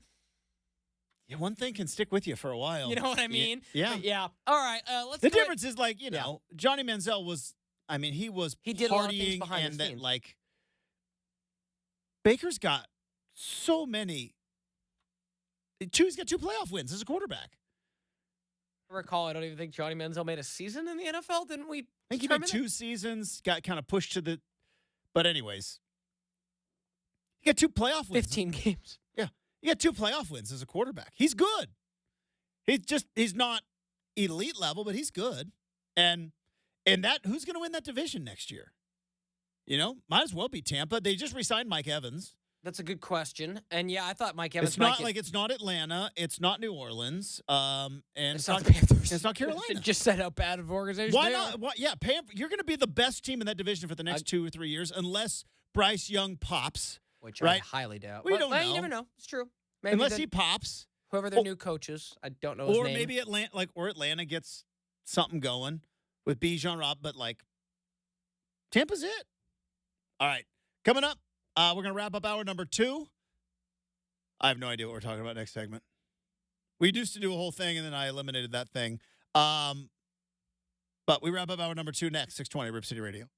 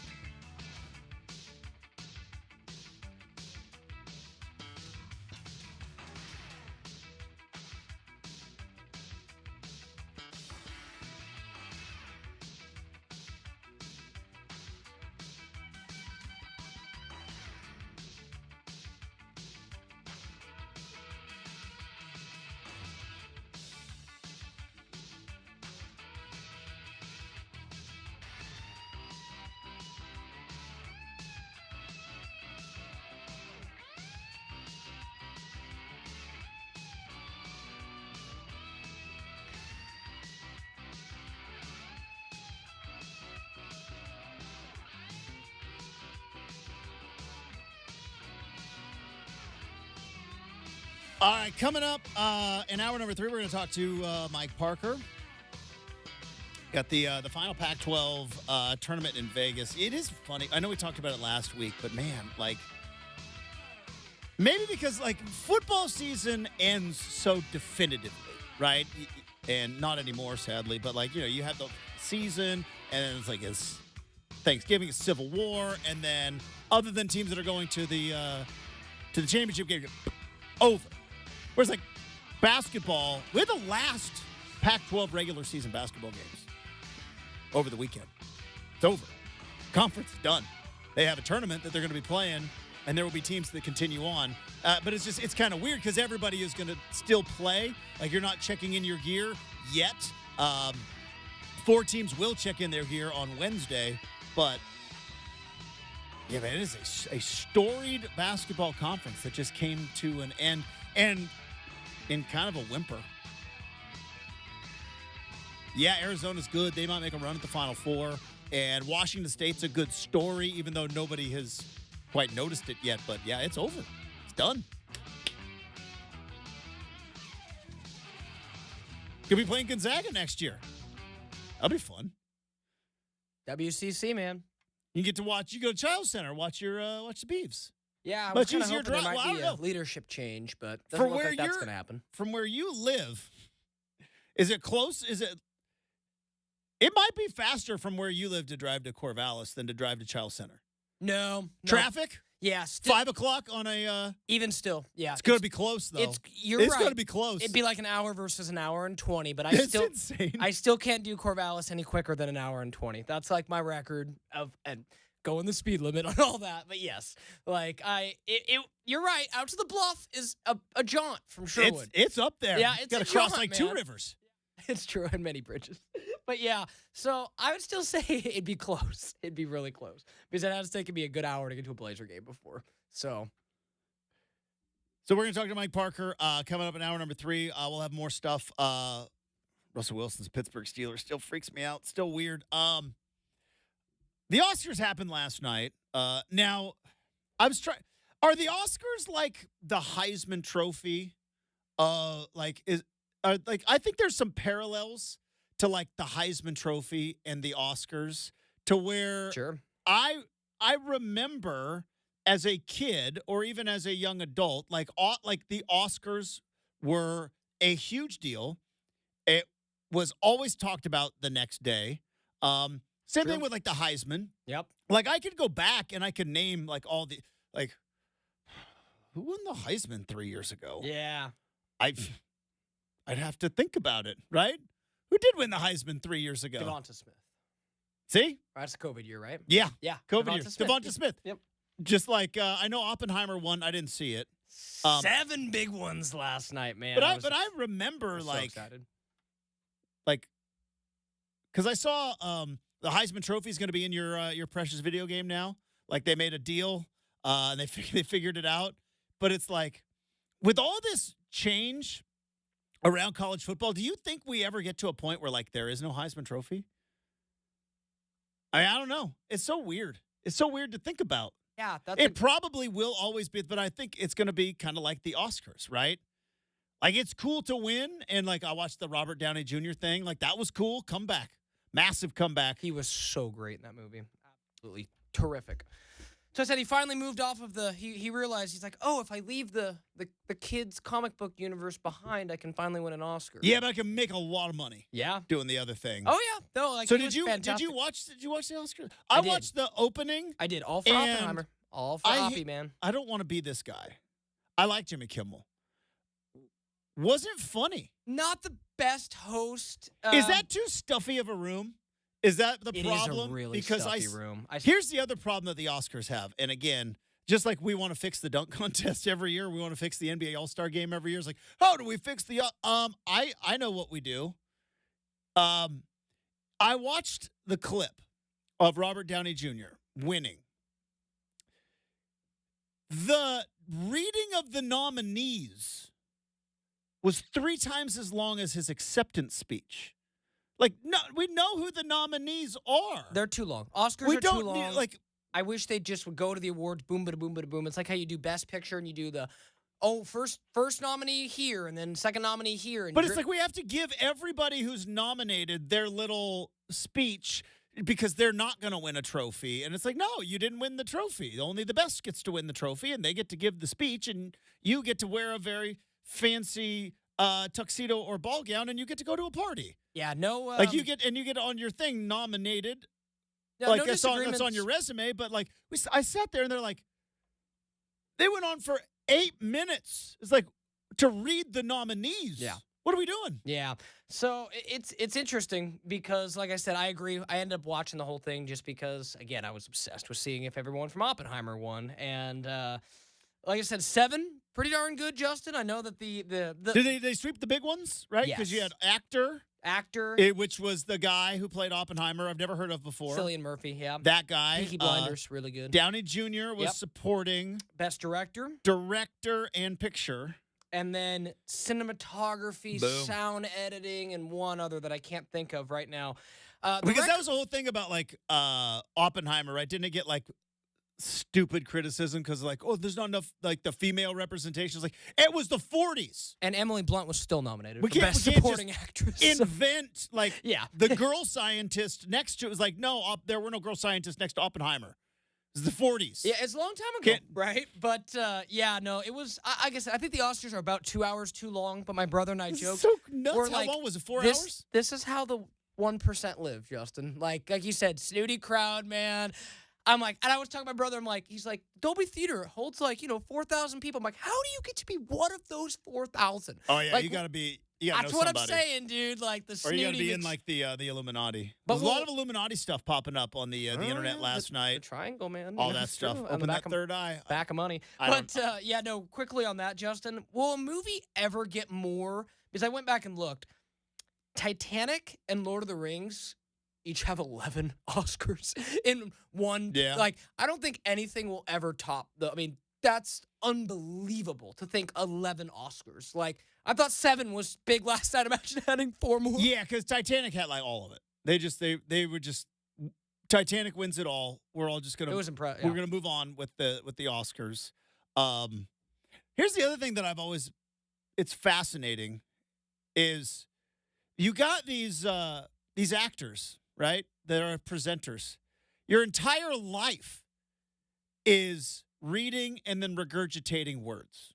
That is your life, right? My life is public speaking. I can go and I can give a public speech. Their life is reading words, memorizing word, regurgitating word. Why can't these guys read off a prompter? It's like they're so awkward, and it's like, yo, read the prompter. You regurgitate words. That's what you do. You guys are all actors. Act like a presenter right now. It's just like, I was so uncomfortable. That's why I couldn't watch it. I got to turn it off. It's So too has it been uncomfortable. 2 years from the slap, or was the slap wasn't last year, No, right? 2 years. 2 years now. Gosh, time seems to absolutely fly. Yeah. Because I'm like, I was sitting there and I did make And a comment. nobody got slapped. Way to go, Oscars. You did it 2 years in a row. No slapping. Kimmel's all right, but there's a reason Kimmel didn't do his bowl game again after the first year, and Kimmel was okay. But it's not. I don't think it's his fault. There's no sense of humor in that room. That's true. That's a great nobody point. is going to sit there and laugh at actual jokes. All right, coming up, we got hour number 3. Mike Parker joins the show. RCM mailbag. Russell Wilson's a Steeler. What happens next? 620 Rip City Radio.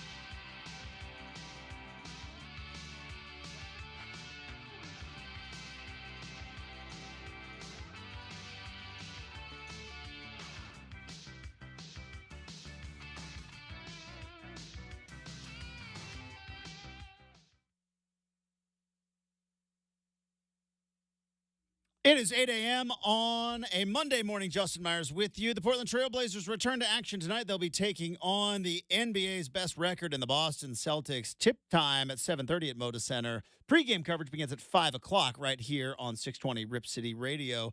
Russell Wilson is now off the market. He will be signing a one-year, $1.2 million minimum deal with the Pittsburgh Steelers. The Denver Broncos will be paying roughly $38 million of that salary. So now the AFC North adds Russell Wilson as a quarterback in that division.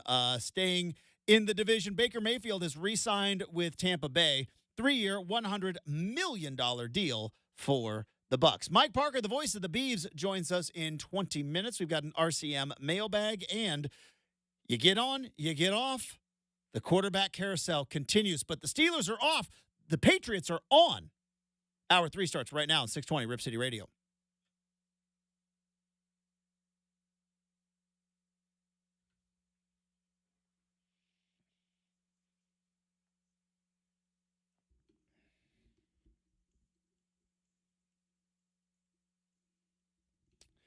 There used to be an old game show where for the life of me, I can't even remember what it was. Oh, it was called To Tell the Truth.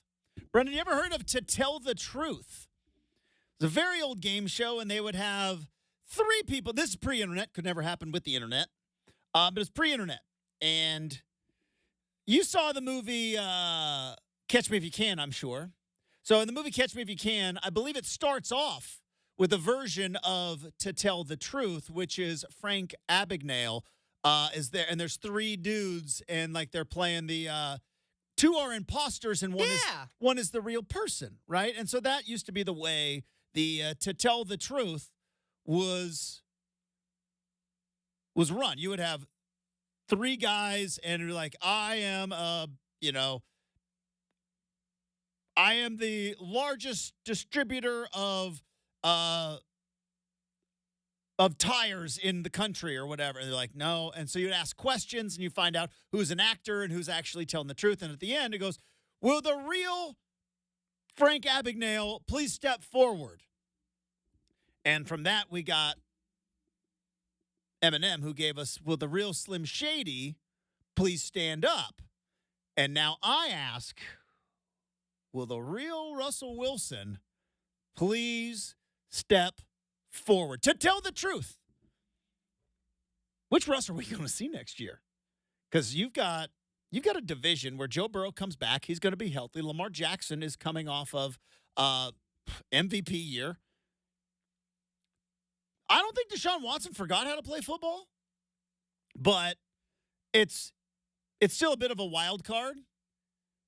And also, other than the 1 year in Houston, Deshaun Watson has really been like kind of injury plagued and off the field issues, clearly. But you get a division now with Pittsburgh and Russell Wilson in his make or break season that is going to be fascinating. Will the real Russell Wilson please stand forward? Are we going to see the Russell Wilson from 3 years ago? Are we going to be able to see the guy that, and I remember the conversations. Russell Wilson's never received an MVP vote. That used to be kind of a crazy trivia. You know, Russell Wilson's never received an MVP vote, and you're like, how is that even possible? But looking at his career, right, going back to let's go to 2020, right? Started in 16 games in 2020. He threw for 4,212 yards. He averaged 7.6 yards per completion. 40 touchdowns to 13 interceptions. That was 2020. You can even go back to 2021. He had the injury. So he missed 3 games with injury. Played in 14, started 14 games that year. 25 touchdowns to 6 interceptions and 3,000 yards with 3 missed games.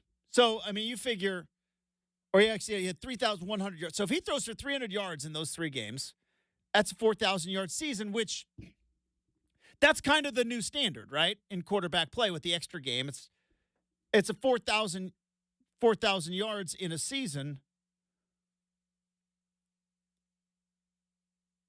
Rating over 100, right? He was a 103 rating in 2021, a 105, 106, 110 in 2018.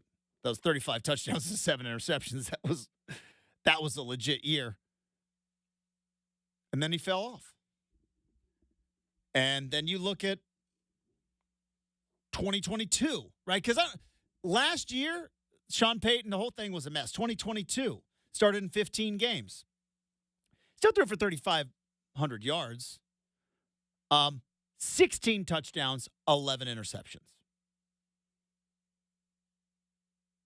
QB rating of 84.4. Which guy's going to show up in Pittsburgh? Because there's no other than the finger injury in 2021, which he still went for 25 touchdowns and 6 interceptions. See, to me that I understand completion percentage. I get it. I know that's where a lot of people like to look at, and I'm sure there are other interesting stats for me. Touchdowns to interceptions. Do you give the ball away, and can you put the ball in the end zone?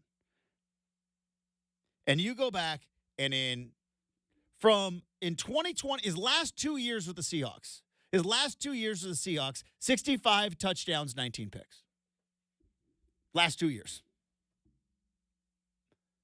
That's a Pro Bowler. That's elite level quarterbacking, sitting at 4,000 yards and some change per season. But 2022, 16 touchdowns to 11 picks. Did not work out well. Also, completion percentage down. Last year, back up to 26 and 8, though, for touchdowns and completions. And then, of course, there was the benching and everything else. So, will the real Russell Wilson please stand up? Because here we are in a scenario where if this doesn't work, I think Tomlin gets fired. As respected as Mike Tomlin is in NFL circles, there is a feeling that Mike Tomlin and his era there in Pittsburgh has maybe gone a little stale. Haven't won a playoff game since, I believe, 2016. I think 2016 was the last year they won a playoff game. Always a winning season, never really a Super Bowl contender. And the reasons because of it, the fall off was Roethlisberger popped his elbow. So they had to play with Mason Rudolph, who got knocked with his own helmet by Myles Garrett, which was an assault. Then Roethlisberger came back with a surgically repaired elbow, but twilight of his career, arm is cooked. He could not throw the ball more than 15 yards, and they didn't allow him to throw the ball more than 15 yards. And then Roethlisberger retires, and then they bring in Mitch Trubisky, who is clearly not a starting quarterback. They put in Kenny Pickett the second half of that year, went through the rookie ups and downs that you're going to go with, and then this last year fired their offensive coordinator. Now they bring in Russell Wilson. This is it for Mike Tomlin. You get a 9-time Pro Bowl quarterback, and it's it for Russell Wilson too. Because Brenden, if you can't make it work, if you're Russell Wilson with arguably the most stable franchise in the NFL, one of the most well-respected coaches in the NFL, right? You go and look back at those NFLPA grades. Head coach, Steelers, A. Players love him. Opponents love him. He is as respected of a guy in the league as anybody. You've got weapons. You've got a defense.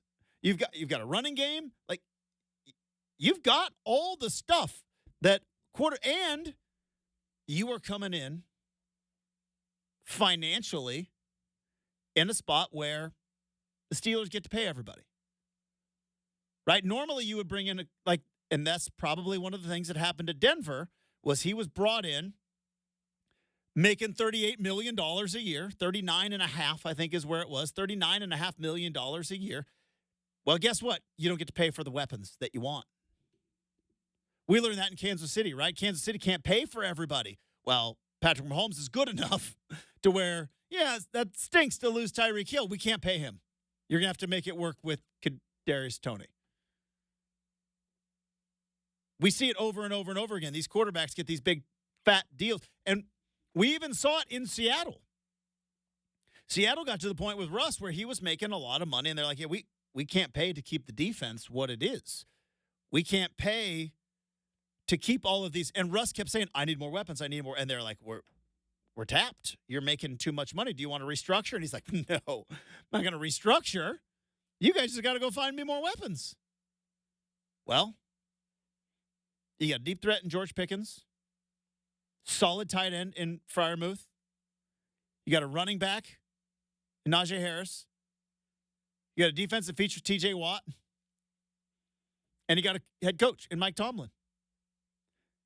Now, one of the problems is you play in the AFC North.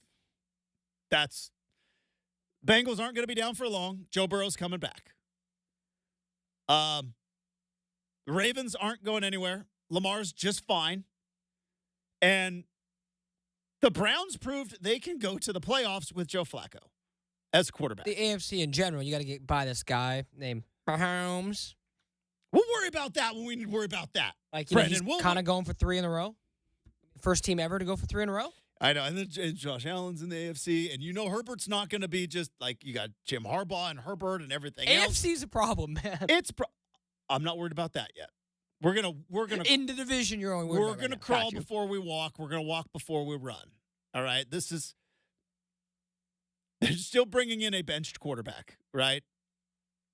But this is one of those things where it's like on paper, if Russell Wilson can accept the fact, and I don't know, he might have said all the right things in the meeting, right? But if Russell Wilson can accept the fact that yes, we're gonna run the ball. You're not Patrick Mahomes.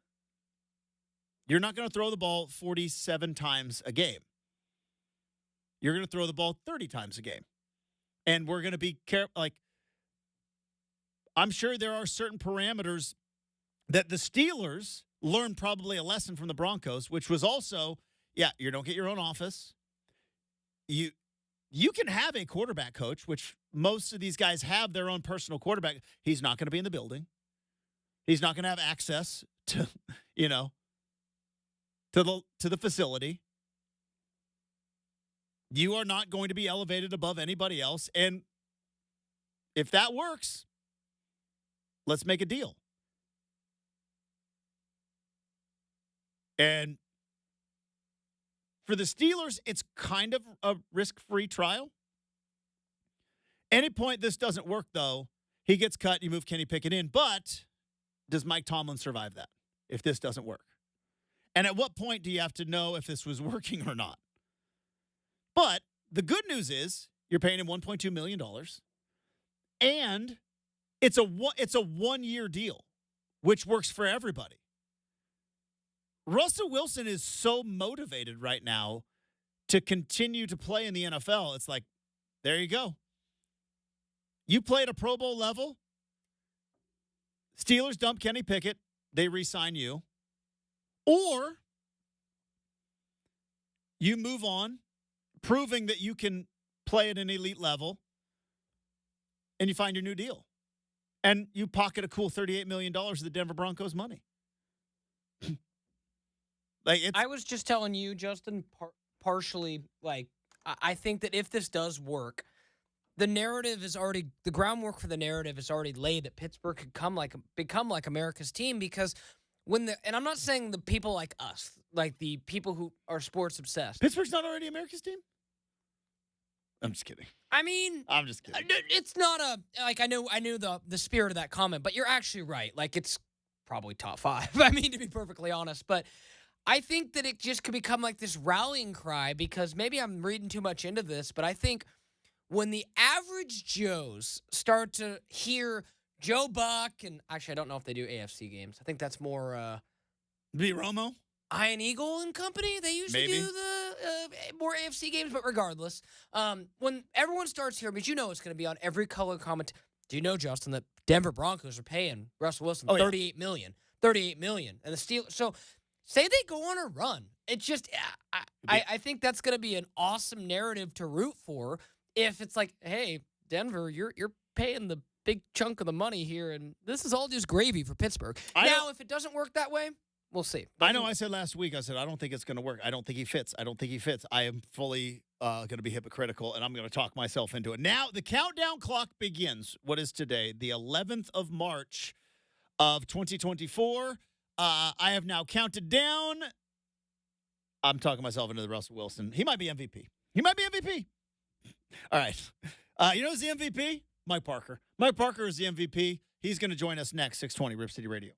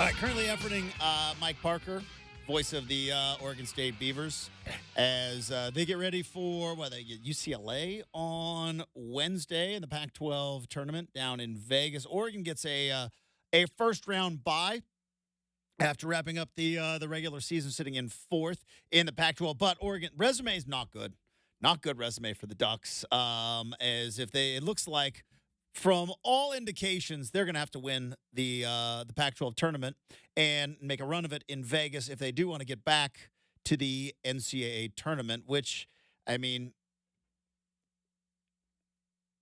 I don't want to get all like crazy, like pitchfork and doom and gloom, because to assume an NCAA tournament berth year in and year out, but that was kind of always Dana Altman's calling card, right? Which was, may not look that great in November, may not look that great in December, but they're going to start playing their better basketball in January and February, and then make a run and make the tournament. Well, the run's going to have to come late for Oregon if they're going to make the tournament, because they're going to have to win the whole thing down in Vegas. Man who's going to be on the call in Vegas, he's got Oregon State and UCLA on Wednesday. Friend of the program, the voice of the Oregon State Beavs, Mike Parker, back on the big show. Good morning, Mike. How we doing? Justin, good morning. It's nice to talk to you again. It's been a while, and thanks for having me on in this historic event coming, the last of the Pac-12 tournaments. I'm hoping that somehow, some way, we can maybe all one day reunite, but at least for now, this is it this week in hoops. Well, and there's a couple of reasons why I wanted to bring you on the show, for a handful of reasons. One is that the Pac-12, the Pac-10, the Pac-8, we all kind of saw it go out with a bang in football the way it did with with Oregon and Washington and Oregon State and Arizona, and you had a lot of teams there in the mix going to significant bowl games. Pac-12 hoops, which is a storied conference, as you well know, kind of was going out with a bit of a whimper. But I did want to bring you on to talk about kind of what we are losing with Pac-12 hoops, and another kind of look back, because sadly, I know Oregon State lost Jim Anderson, former player, former coach, on a couple of weeks ago. So I wanted to bring you on to talk about Jim Anderson as well, because I mean, he was there for what I don't know if a lot of young Beaver believers might know about the heyday of Oregon State basketball, and how that old barn there in Corvallis, Gill Coliseum, was rocking back in the 90s and the 80s. Justin, I know you know, because you're old enough to have an appreciation of those days. You're the very fact that you're talking about Jimmy, as he was affectionately known. I know the official obituary refers to him as Jim Anderson, but everybody, as you know, refers to him as Jimmy, one of the more beloved figures in the history of Oregon State athletics, and I think, too, in our state. But you're right, it does go back a ways, the heyday that he was involved with and vitally involved with. When the Beavers were, and this is, again, as Al Jolson, I think Christopher Guest as Al Jolson on a National Lampoon Radio Hour bit in the 70s. For all you kiddies out there in show business, Jolie's trying to impart wisdom with Christopher Guest playing him. I don't know if you ever heard the National Lampoon Radio Hour. It was funny stuff, good stuff. Bill Murray, his brother Brian Doyle Murray, Christopher Guest, Gilda Radner, and others, bringing pretty good stuff in the 70s, National Lampoon's Radio Hour. But for all you kiddies out there in show business, Christopher Guest would say, let me tell you a little bit about the old days of vaudeville and so on. Sometimes I think when we're talking about certain eras and times in our sports, whatever the school may be, or even the teams that we follow professionally, sometimes it may seem like, what exactly are they talking about for the young people of our world? But as do I, that the Beavers were the number one team in the country for 10 weeks in the 1980-81 season. They were 26-0 before losing at home to Guild, Arizona State in the regular season finale, and then the gut punch of all time, the loss to Rolando Blackman and Kansas State at Pauley in the first round of the tournament. When people were talking of that Beaver team under Ralph Miller as a potential national champion. They'd been number one much of that season. But what we all and everybody within Beaver Nation remembers and knows who experienced that, Jimmy Anderson recruited virtually all of those players, that it was his ability to go find people, many of them from the state of Oregon, which I think resonated, deeply with our fan base, and I think even the entire state, unless you were an ardent Oregon fan, people got behind that team because it played at such a high level, and for the most part, they were Oregonians that were doing it. Now, there were some very good outliers from California that Jimmy went and found too, but with Jimmy's passing, I've had the honor this past week to visit with the likes of Eric Knox and Ray Bloom and Mark Radford and Jim Jarvis, who goes way back, Mel Counts, Lanny Van Eman, who was an assistant along with Jimmy, talking about those amazing days and times. And Ralph was the link. Jimmy was Ralph's right-hand man and the link to all of those great teams and times. So Jimmy's passing does bring to mind, Justin, an era, a long-gone era, but an era where we saw what was possible at Oregon State, and Jimmy was a vital part of it. We're heading into even more uncertain times now, but I know of a certainty that Jimmy was one of the great figures in the history of our state, the history of sports here, and the love that's been pouring in has been impressive. The tributes being paid by so many. We had Mustafa Hoff on the other day, and he talked about, I enjoyed this from Mustafa. If you get a chance, you might want to, seek him out on your own too. Just because he's got a son playing at Southridge, a junior in hoops, who I think is Alonzo, who's aspiring maybe someday to follow in his father's footsteps. Mustafa telling how Jimmy recruited him in the early 90s out of West Valley Junior College in Los Angeles. He said it was a little bit different than most recruiting pitches in that when I came to go on my visit, he made me study a painting or a photograph kind of in painting form in his office. So he sits down with Jimmy in the office and Jimmy says, take a look at this. What do you see in this photograph? Well, it was Jimmy Anderson with a shotgun out hunting. And Mustafa finally said, well, Coach, it looks like you like to go hunting. He didn't know if he was supposed to pass some sort of test in answering this question. And Jimmy said, son, you got to look a little closer. So Mustafa kept looking and looking. And finally, Mustafa said, Coach, I give up. What is it I'm supposed to be telling you? He said, well, what am I hunting in that picture? And he looked, well, they look like ducks, Coach. And he said, exactly. And you're going to understand what that picture's all about by the time you're done here. That was the recruiting pitch from Jimmy Anderson, who loved Oregon State and all things Oregon State, and thus embraced the rivalry with Oregon through the years with that kind of intensity. That was his recruiting pitch to a young man coming out of a junior college in Los Angeles. But for some way, Mustafa said, well, that worked. I can see here's a guy who really cares about what he's doing and about the rivalry game. And I just feel like we're losing, Justin, so much in the new direction we're all heading. Mike Parker, the voice of the Oregon State Beavers, joining us here on 620 Rip City Radio. And I wanted to kind of dive into that. Again, you mentioned with Jimmy Anderson loving Oregon State and loving the program because we've seen it in a handful of other places. I saw it in Eugene when Ernie Kent, who was, he was an Oregon alum and then even took Oregon to a couple of Elite Eights, and then he was relieved of his duties, and it's got to be kind of a weird scenario. But then, after that 94-95 season and Jimmy Anderson was let go, to still stay around Corvallis, to stay a part of the community, to stay around for years and years and years, to not maybe hold on to resentment and hold on to anger, which, look, Mike, I've been let go a couple of times too, and it's hard. It's not the easiest thing in the world to kind of move on. And I thought a testament to the culture that was there with him as a player and as an assistant with Ralph Miller, but also just kind of the community there in Corvallis that you had a guy who was fired yet still stuck around and was an ambassador for the program. That's amazing to me. That is as much of a testament. I'm glad you brought that up, Justin. That's as much of a testament to, as you said, his love for the university, but his character. And Nick Robertson, the Charlie Sitton's coach at McMinnville and the longtime coach at Beaverton, told me this past week that he looked up after the 94-95 season that you allude to. Was in fact Mustafa Hoff.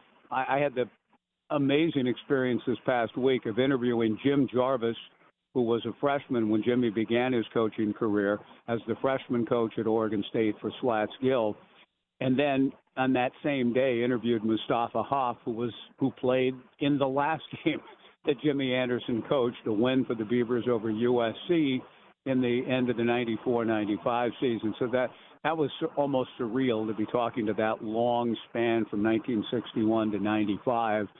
Jimmy had been a player in the 50s, so he touched people through 8 different decades in his life at Oregon State, including to the very end when he was coming to Wayne Tinkle's practices to the end, and was even at the Arizona State game at Gill on January 27th, walking out onto the court with Steve Johnson and Mustafa and Ray Bloom and Mark Radford and Charlie and others. It was amazing to see. But Nick told me, Coach Robertson said, that when Jimmy got fired, the very next game in Oregon State history was Eddie Payne's first year in 95-96, and the first game for the Beavers under Eddie was a Far West Classic game in early December at, I think, the Coliseum. It would have been a Memorial Coliseum. And Eddie Payne's first game, sitting right behind the Beaver bench, was Jimmy Anderson, supporting Eddie and supporting the Beavers. He made that choice, and I don't think it was that difficult for him. As pained as he was about how things ended in his coaching career, he was front and center to support Eddie and all the subsequent coaches that have come through the years. Jimmy's been the best friend to all of those coaches and was to Wayne, too. Fifi Anderson, Jimmy's widow, was at the game when the Beavers defeated Utah on Thursday night just a few days ago. And Wayne, like so many, made the beeline up to give Fifi a big hug. And I mean, that's just remarkable to me that here's Wayne Tinkle, the current head coach, talking in almost reverent tones about what Jimmy meant. Tyler Bilodeau and Jordan Pope shared similar thoughts with me about how much they appreciated him. That's an amazing life right there, Justin, when you're playing in the 50s, coaching Jim Jarvis and Mustafa Hoff, and then have current players like Bilodeau and Pope tell all of us how much he meant to them. What a great life Jimmy lived. Mike Parker, the voice of the Oregon State Beavers, joining us here on 620 Rip City Radio. You know, Mike, I mentioned it that, you know, football, we kind of waxed nostalgic throughout football season about how the Pac-12 10-8 was going away, and not just the Civil War rivalry, but just kind of those little mini rivalries that you have, or there's always that little thing like Oregon, they can't play in the state of Arizona in November. It's just one of those things, or like, you know, certain venues where there's like Pullman is like a house of horrors for certain teams. It's just those things, sadly, are going away. And with probably the way basketball has gone as a sport in the college level, Mike, and probably some of it was the Pac-12 just wasn't that great this year. Kind of went out with a bit of a whimper, but, you know, you and I were here. We got some time looking back with some of the games that either that you called or that you were around, because obviously I know you're a sport historian even before you were a broadcaster in Gill Coliseum. I know because I got a buddy who went to Arizona. He is very happy that the Arizona Wildcats are never playing at Gill Coliseum ever again. Very happy. Yeah. You know, that's, you know, when Lute Olson, prior to Lute coming, you know, for the 83-84 season, the Beavers dominated the series. But from Lute's arrival, Ralph and Lute went up against each other a few times, but Ralph never won down in Tucson after Lute's arrival, after year one. And but Arizona coming up here, even as the Beavers' fortunes in hoops began to decline, there were times, you know, Wayne Tinkle's had a couple of just great wins over Arizona, including this year when Pope hit his shot. So you're right. I mean, in terms of the conference going out, not the way we had hoped. The Beaver season didn't go as well as they would have hoped. But there were moments again, and it seems as though there have been a number of those every year. And I'm hoping that, and Wayne is too, that they can find a way to maybe channel some of that Arizona energy and give UCLA a competitive game. They had 2 competitive losses to UCLA, very close, both of them at Gill and Pauley this year. So I'm hoping that the third time around, maybe the Beavers can put it together and get them and keep this thing going as long as possible. But whatever the case, we've had some amazing moments through the generations. And when I think about Gill and great games in there, not only the upsets over Arizona, and they'll be glad not to come here anymore, but Justin, the 70s between the Beavers and Oregon is the most amazing stretch of games, Dick Harter versus Ralph Miller, that I've ever been around. I think if you talked a long time, older, of course, it's got to be the old, not the kiddies in show business now, but the older ones. I think they would all agree there was nothing like that era and that run, and Jimmy was right in the middle of it as Ralph's right-hand man, and those games had an energy and a drive and a relentless force that are just unforgettable experiences in our state for both fan bases, no doubt. Mike Barker, the voice of the Oregon State Beavers, Beavs and UCLA on Wednesday in Vegas. Mike, while I got you for about 90 seconds here, I have one Ralph Miller story, and I think you will appreciate it because you mentioned those games in the 70s. Now, I was born in 79, but I had my dad grew up in Eugene.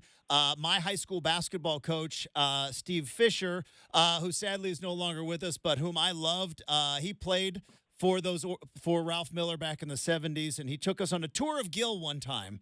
And we're in high school, and our basketball coach is telling us about the way it used to be. And obviously, you can just vision Gill Coliseum. And he said they would be there in the building practicing. All the assistants were running practice. And this was a different era because Ralph Miller would be sitting about the 4th row smoking cigarettes in the building. And he said the worst thing that could ever happen is if Coach Miller put out his cigarette. That meant he was furious. He is coming on the court, and we are going to run.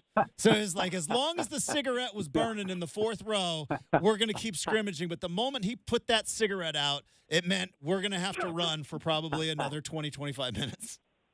I have no doubt that that's a very true recollection. If I've heard it from a number of folks, that legs crossed, cigarette in hand, and then that sort of outburst would come, and whatever would ensue. We don't do that anymore either. No punitive running supposedly anymore in that realm. And one other Ralph thing, we'll close on that note too. Another thing,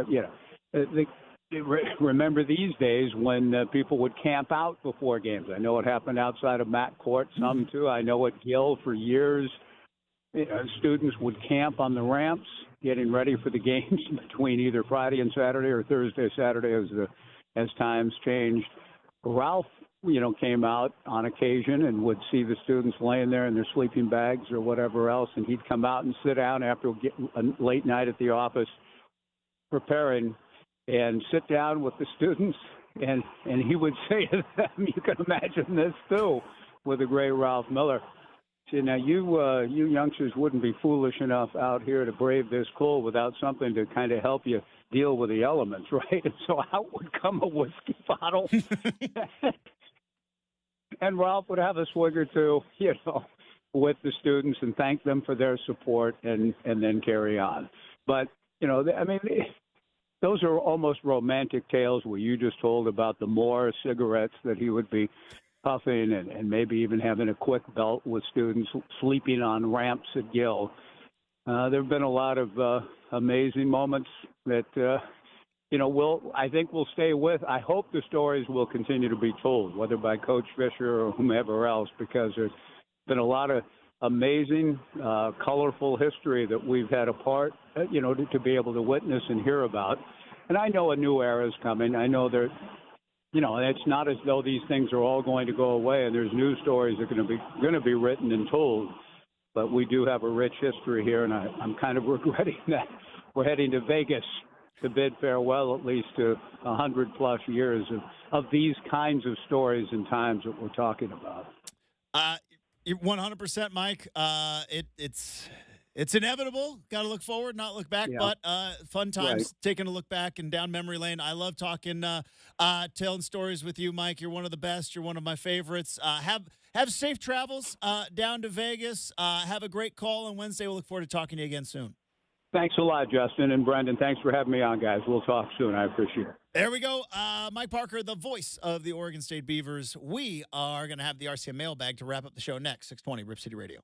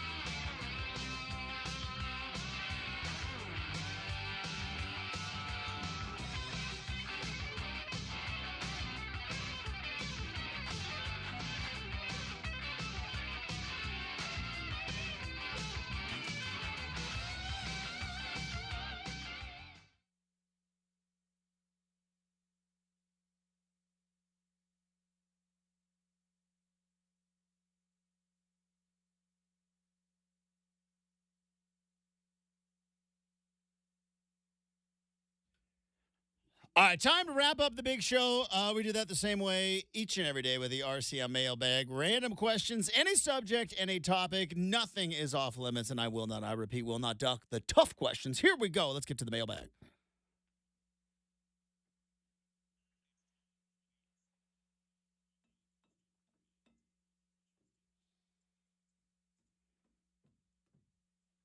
All right, Justin. By the way, how's the old body clock on the spring forward? Pretty good, all considering. I mean, we get up in the middle of the night anyways. It's true. So, I mean, It's true. Facts. I will say, you know whose body clock was not ready for spring forward? Crash. Yeah, Crash was Yeah, not. Crash would not Like, have it. normally every morning I get up, I make a coffee, he's ready to, like, go out, which is unfortunate when he goes to, my parents or Kelly's parents for, like, dog sitting because he's up at 4:30. Sorry. But, like, this morning he looked at me, he was like, too early, bro. And so I was like, all right. So my moment was... All right, Kelly's your problem. Yeah, it was yesterday. So I got up and it was like, normally, as the years have gone on, I can't really sleep in a whole lot. But like on Saturdays and Sundays, I can be in bed till 9, 10 o'clock. Yeah. That's not impossible. And I woke up on Sunday and I'm like, wow, I slept until 10:15. I'm like, what in the world? This seems like really late. I went to bed like at a normal time like that. And then I went downstairs and I go, oh, it's 9:15. Yeah. Okay, that makes much more sense. So, yeah, silly way. But I'm actually feeling fine this morning. I'm happy to have late night days, Justin. I mean, mailbag question to start. What's better than the summer when it gets dark at 9 o'clock? Well, I mean, okay. that's like the goat of goats, right? Here's what I don't understand. And in all sincerity, a lot of times I say I don't understand when I do.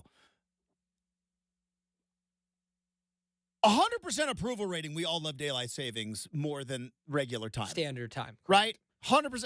I don't That's know why anyone standard- in the world who was like, I like it dark more. I like it darker earlier. That's why it failed in the Senate. Yeah, but why can't we? All right. There's a presidential election coming up. Not really stoked about it either way. You know what I mean? But that's neither here nor there. I don't If think you're somebody alone. came out with like universal daylight savings time as like a rallying cry, You think they'd sweep the competition? yeah, You're I probably not do. wrong. I do, because I think These are the issues Little- Americans care about, It's- Justin. it's one of the things that affects all of us, right? There's I a agree. lot of stuff that it does, but we don't realize. Everybody knew what it was like waking up yesterday, like, oh, God, I got to change all the clocks in my house. Like, my car, like, how do I do this again? Like, why? Why do we do it? There's no reason to it. None whatsoever. We're here. We like daylight savings. If nobody liked daylight savings, it wouldn't be a thing. We like it. So let's keep it. Let's never change again. Yeah, I mean, You have until October. I Right? mean, That's plenty of time. if- You have until yeah. October. Let's get it done. Let's never change it again. if the fact that we as people, Who likes it dark at 4:30? yeah, if we as people, Justin, can't even agree on what time it should be, that sums up the wheels of confusion that are known as the U.S. But government. I think But we I'll leave all. But I think we all can.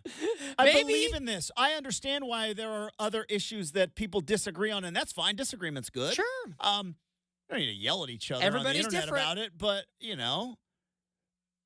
we can all agree that this is better, right? Yes, I would think so. I mean, Once our body in about a week gets used to it, it's light until like 8 o'clock. let's do two. That's awesome. Let's do it. Let's do two examples that hit home. Justin, do you enjoy sitting on your patio in July at 8 o'clock enjoying a glass of rosé when you're like, man, that sun's still not going down? Dude, it's Or- gonna be 68 degrees. I know. I'm gonna be sitting I outside know, drinking I rosé on know. Friday. Very I'm gonna excited. be out on watching conference championship basketball on my outdoor TV, drinking rosé at a 60-some degree day. Oh, I'm You're like, pumped. honestly, you're building yourself. I am pumped. You're building yourself up for the warm temperatures you're going to get in what, 2 weeks? 2 weeks. Yep. So you see, it's Get a little nice get a little steady vacation build up coming for up you, in 2 man. weeks, but I can say. I'm just saying, why do we change it back? I know why it began back in the day. Is because corporations are greedy and they wanted people in factories when there wasn't light bulbs, but now we have light bulbs. We should not do this anymore. All right, that's going to do it for the big show. Thanks to Mike Parker. Thanks to super producer Brenden, and thanks to all of you. Have a terrific Monday. We're back tomorrow morning bright and early here on 620 Rip City Radio.